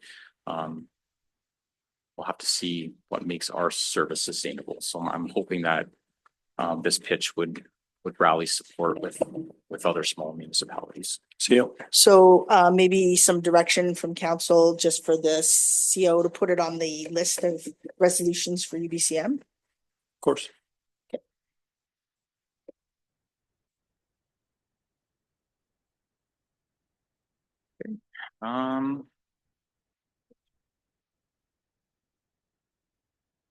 So we'll transition to other government services. So this includes liability insurance for the city, associated deductible costs, our telephone costs, postage, courier, bank fees, things like that. So not directly attributable, but it rolls up under my office just for oversight, given the nature of the expenses.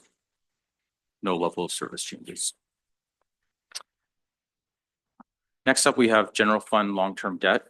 So we do have some debts that will be repaid within the financial plan window, which is great. Issue 105 for the Middlesboro Bridge will have final payments in 2029. So we'll see that cost step down as well as the actual adjustment on the debt.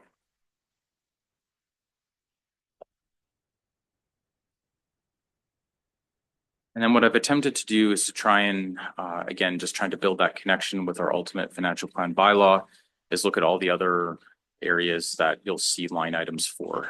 So within other revenues, we have things like return on investment, penalties and interest, grants in lieu of taxes, fees that we get from Fortis operating in the community, things like that. The commentary is really designed just to try and walk through any places where there's a step change up or down. So you'll notice grant revenue decreases between 25 and 26. We were successful in getting 10,000 for asset management to do underground infrastructure inventory. So in 2026, you'll see the absence of those funds, things like that. LG cap funds, we were paid 3 years worth this year. So we received 24, 25, and 26 funding. So starting again in 2027, we're assuming that that grant funding stream returns. Administration fee revenue for housing operations is something that we premised. We had a 2-year budget for housing in an interim operating scenario, 2024 and 25. Again, lots of discussion will be had in terms of what that longer term solution is in terms of structure and what ultimately flows between any housing operations and entity and the city. I haven't premised anything beyond 2025 because we had that 2-year kind of plan. but that's something that could have potentially future upside for general municipal purposes. Yeah, so I think, by the way, I've had some, couple of people reach out to me with some positive feedback from the discussion from committee of the whole about the potential for a municipal development kind of corporation or in-house. Lots of good feedback about the conversation. And I think it's really important that if we're talking about keeping it internally, that we do continue to look at how, what my cost time is that I would give to that department. And making sure that that's being paid as an admin, and what human resources and what finance has to do for that organization. So making sure that if we're going to do that, when you're thinking about this, making final decisions about how to do this, that there is a cost recovery of some of those, the time that we put into a new department like that. Similar to what we've got right now for cost recovery.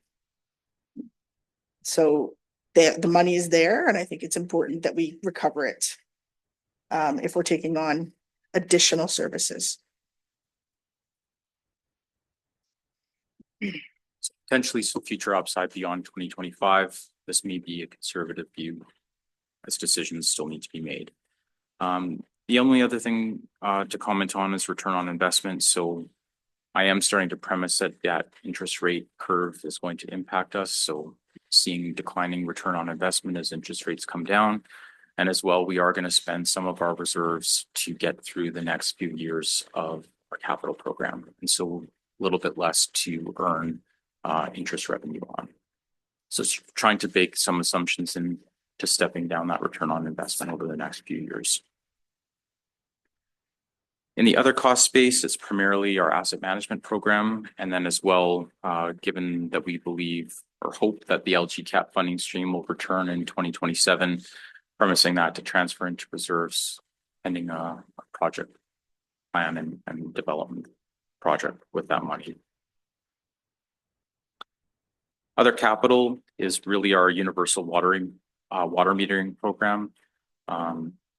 We are seeing some service providers that are indicating that maybe we could do all of that in 2025. I've challenged that assumption a little bit, given what I think is realistic. And in conversation with the Director of Public Works and Engineering, feel that the more realistic assumption would be 75% phasing in 2025 and 25% continuing into 2026. The only other capital item is 15,000 that we've allocated for the fall fair. There's a legacy agreement that got signed, I believe, in 2020 or 2021, that we would provide utilities and some other costs to that site. And so we are including that as a capital request to be able to fulfill that agreement.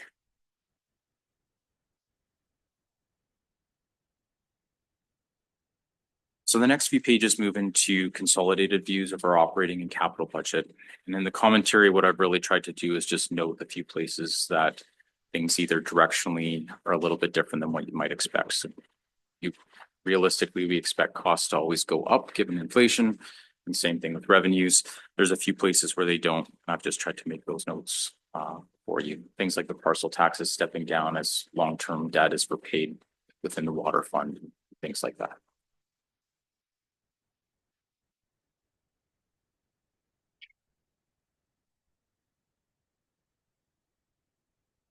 Any questions before we get into conclusion type views and what will form the basis of our communications team material that would be released to the public regarding the budget?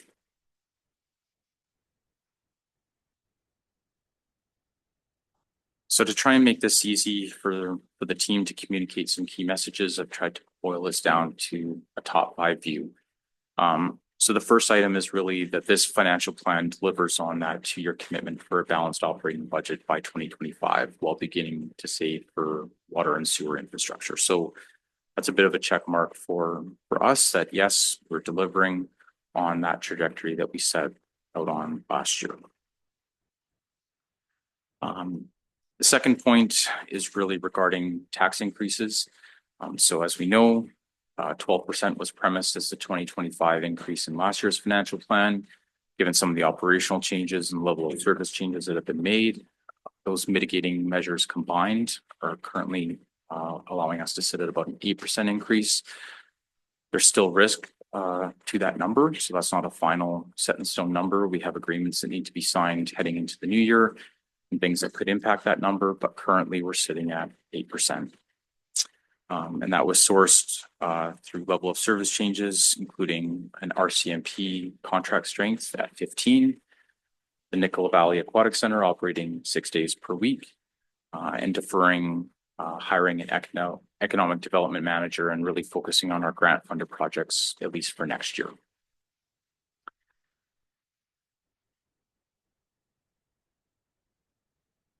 Just finished long conversation on transit, so I won't relive it all, but essentially our transit levy on our taxes will increase over the financial plan. Compared to 2024, it'll be up about 90%. So it's a material increase on a percentage basis. The average homeowner should still see something sub $40 related to transit, but that's where the potential small community grant comes in and hoping to offset some of those additional costs. The third bullet item really focuses on the capital investment that'll happen in the community, excluding flood and recovery projects, which would be incremental to this. So currently, in the capital program, we'll invest about 38.8 million over the next 5 years, really spread across all city operations. So we've got things like the Ken Guard project in the near term.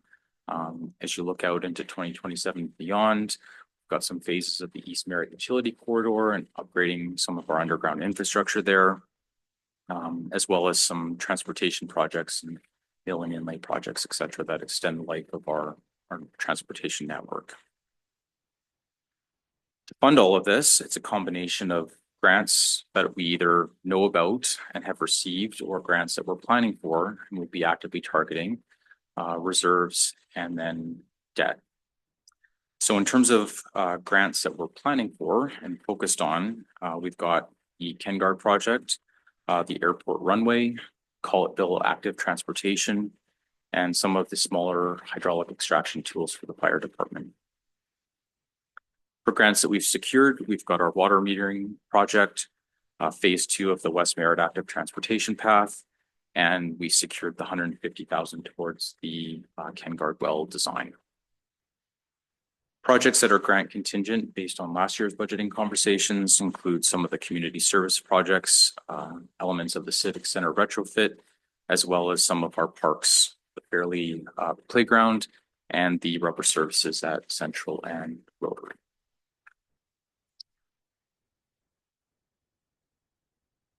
When you say when you refer to East Merritt, where are you referring? So that was the open house that we had on that $40 million overall project that would see us upgrading water, sewer, and roads infrastructure, Clapperton and Coldwater, running out that way towards exit 286, but in town. Okay. Moves around a little bit, but that's the general area.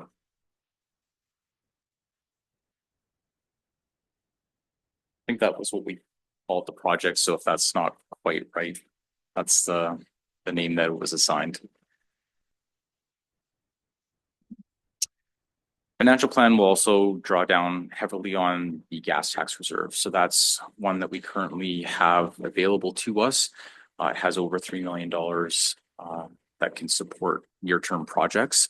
And we're basically going to go through that over the next 2 years if we continue with this financial plan, because that's what we have to work with. It gives us time to start saving in the water and sewer funds, where they will hopefully be able to fund water and sewer projects in the future. We'll also use unrestricted reserves for things like transportation projects, cemetery expansion that's in the plan. We'll use the water reserve for some of the near-term smaller projects, such as the Vote Park or Vote Well electrical room separation. And then our other reserves cover some of the smaller operational type capital. So as we're doing table retrofits or replacement cycles at the Civic Center, we do have a small facility reserve that can cover some of those costs.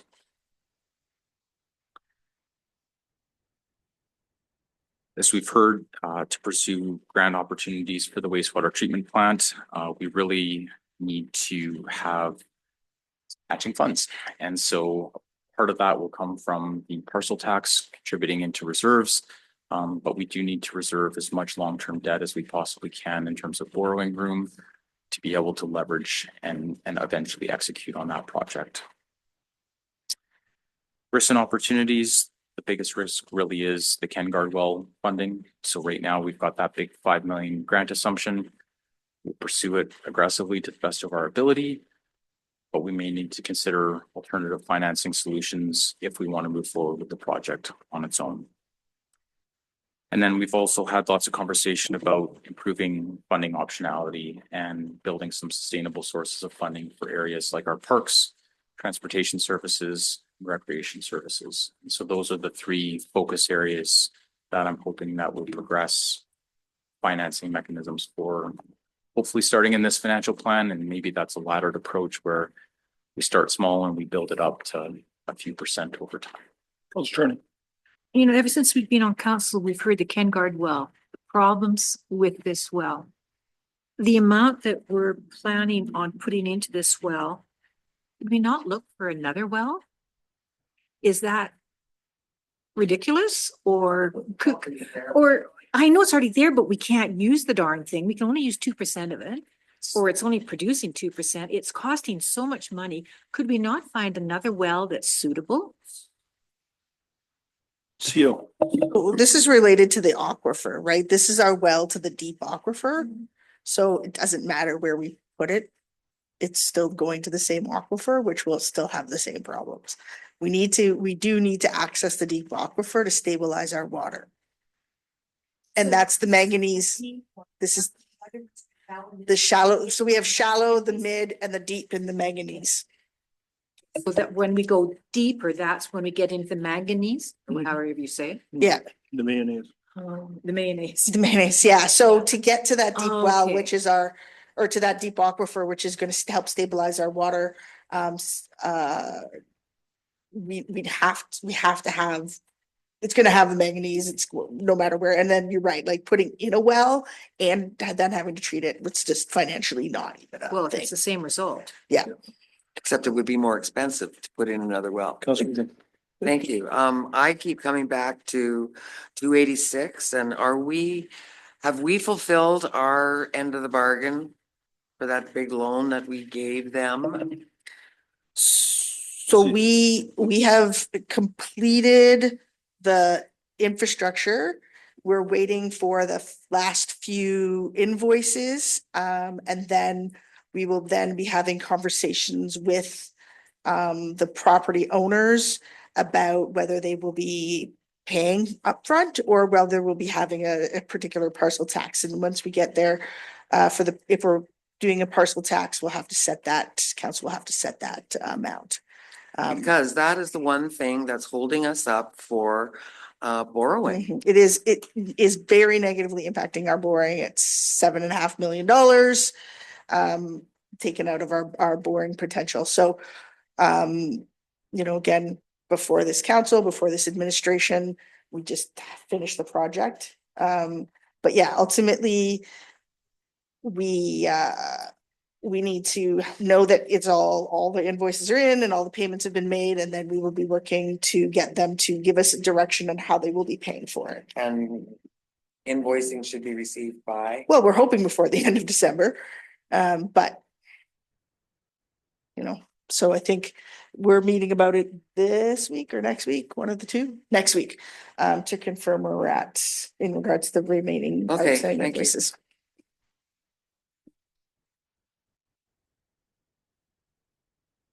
I think at this point, it would be helpful, at least for me to understand where council is at in terms of whether we feel this financial plan is ready to use as a basis for public engagement sessions, what type of direction and homework type assignments you might have in terms of our next touch point. So for example, we want to see what it takes to save, 0.5%, 1%, 1.5%, 2% on the average homeowner. We've heard that tonight. What would that look like? What are the next steps from your perspective in terms of where we go from here? Counselor Egan. From my perspective, I'm just wait for those figures from you. I think it's a very good report. I'm happy with the way it's all laid out. You know, I was a little skeptic at the beginning because I thought these issues weren't going to be dealt with. I'm happy now, for the most part. And yeah, I don't know what the other counselors think, but I'm just ready for those figures, and then I'm ready to make some decisions. Counselor Richard. I'm happy with the information provided. We won't know much until we know how the QP negotiations work out. And maybe we'll end up paying less for the RCMP than we hoped for 2024 anyway, but we won't know that till March. I'm happy with the information. Thank you very much for all the work. And yeah, that's it. Right. Looks good so far. Thank you. Counselor Hogan. I wish I could share, the same sentiment with my fellow councillors. I am very concerned with this situation, and it's not the city staff fault. I mean, we are in this position, they are in this position, so we need to figure it out how to get out of this hole. Grant dependency, we keep seeing that, and if that doesn't happen, we have to tap into financing. That's all, and we are limited with financing with the project. So reserve depletion. So we are seeing that one. So we are, getting money specifically from the gas tax reserve. That's a big concern for me. Some rising operating cost. That's also as well. My biggest concern is that when we talk about taxation, I feel that the biggest opportunity that we have to help our taxpayers and reduce their residential tax, it is by growth. And if we don't see growth in the community, we won't be able to achieve that part. So the fact that it's recommended not to have an economic development officer and that it's going to be working only on grant projects for 2025, I feel it's a biggest mistake that we experience it here right now. So when there is an economic development officer, an experienced person working in that position, it takes between 12 months to 12 to 18 months to see something concrete. So if we don't have nothing in 2025, so if we decide something else in 2026, we will take another at least 12 to 18 months to see something when we are talking about, inviting developers here to the community. So I know it's a difficult position where we are, and those are my concerns. Thank you. Counselor Petrosi. Thanks, Kevin, for all your work, and I'm looking forward to the finding out about the 286, what's happening there, and our collective bargaining going into the new year and see where we're sitting. So, but thank you for all your hard work. Counselor Cherney. I think it's an excellent report. I have had the same feelings as Councillor Egan. I thought, wow, this isn't what I want to see, because I was used to the line items.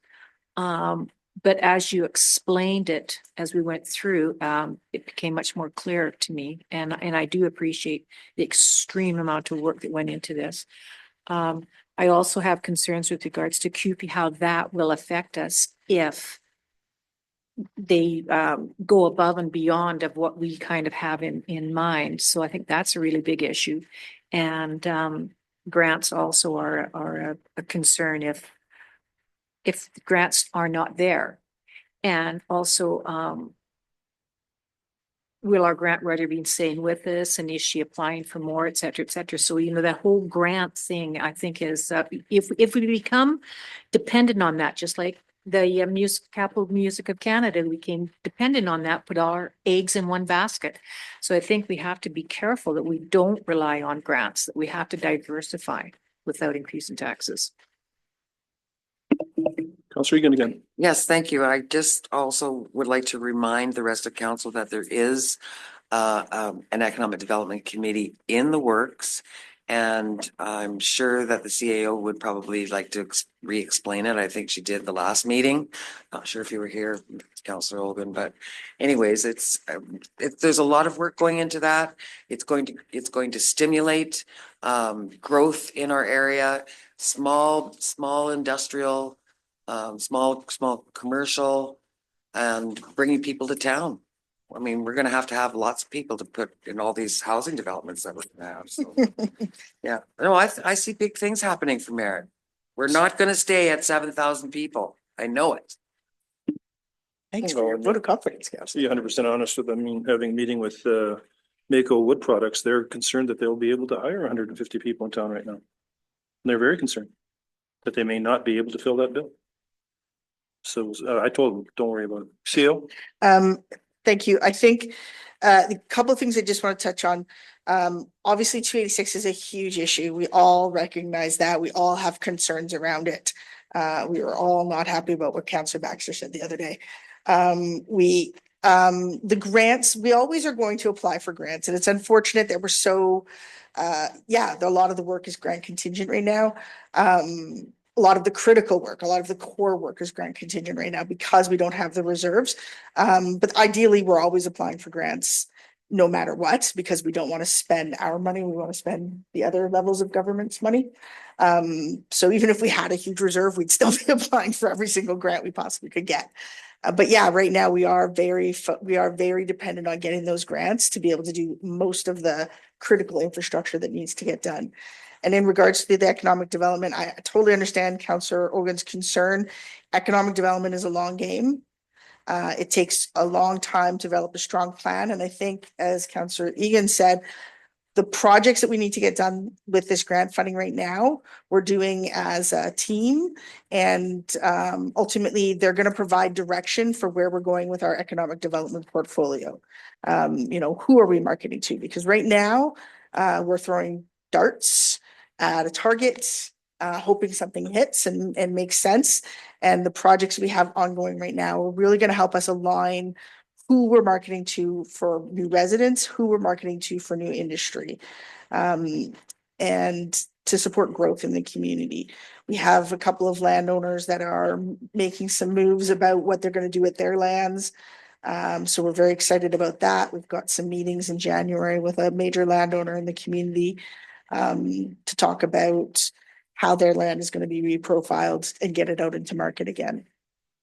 But we need to know who's going to use that land. We need to know who the best fit is for our community. And that's really the marketing project that we're doing that we just started.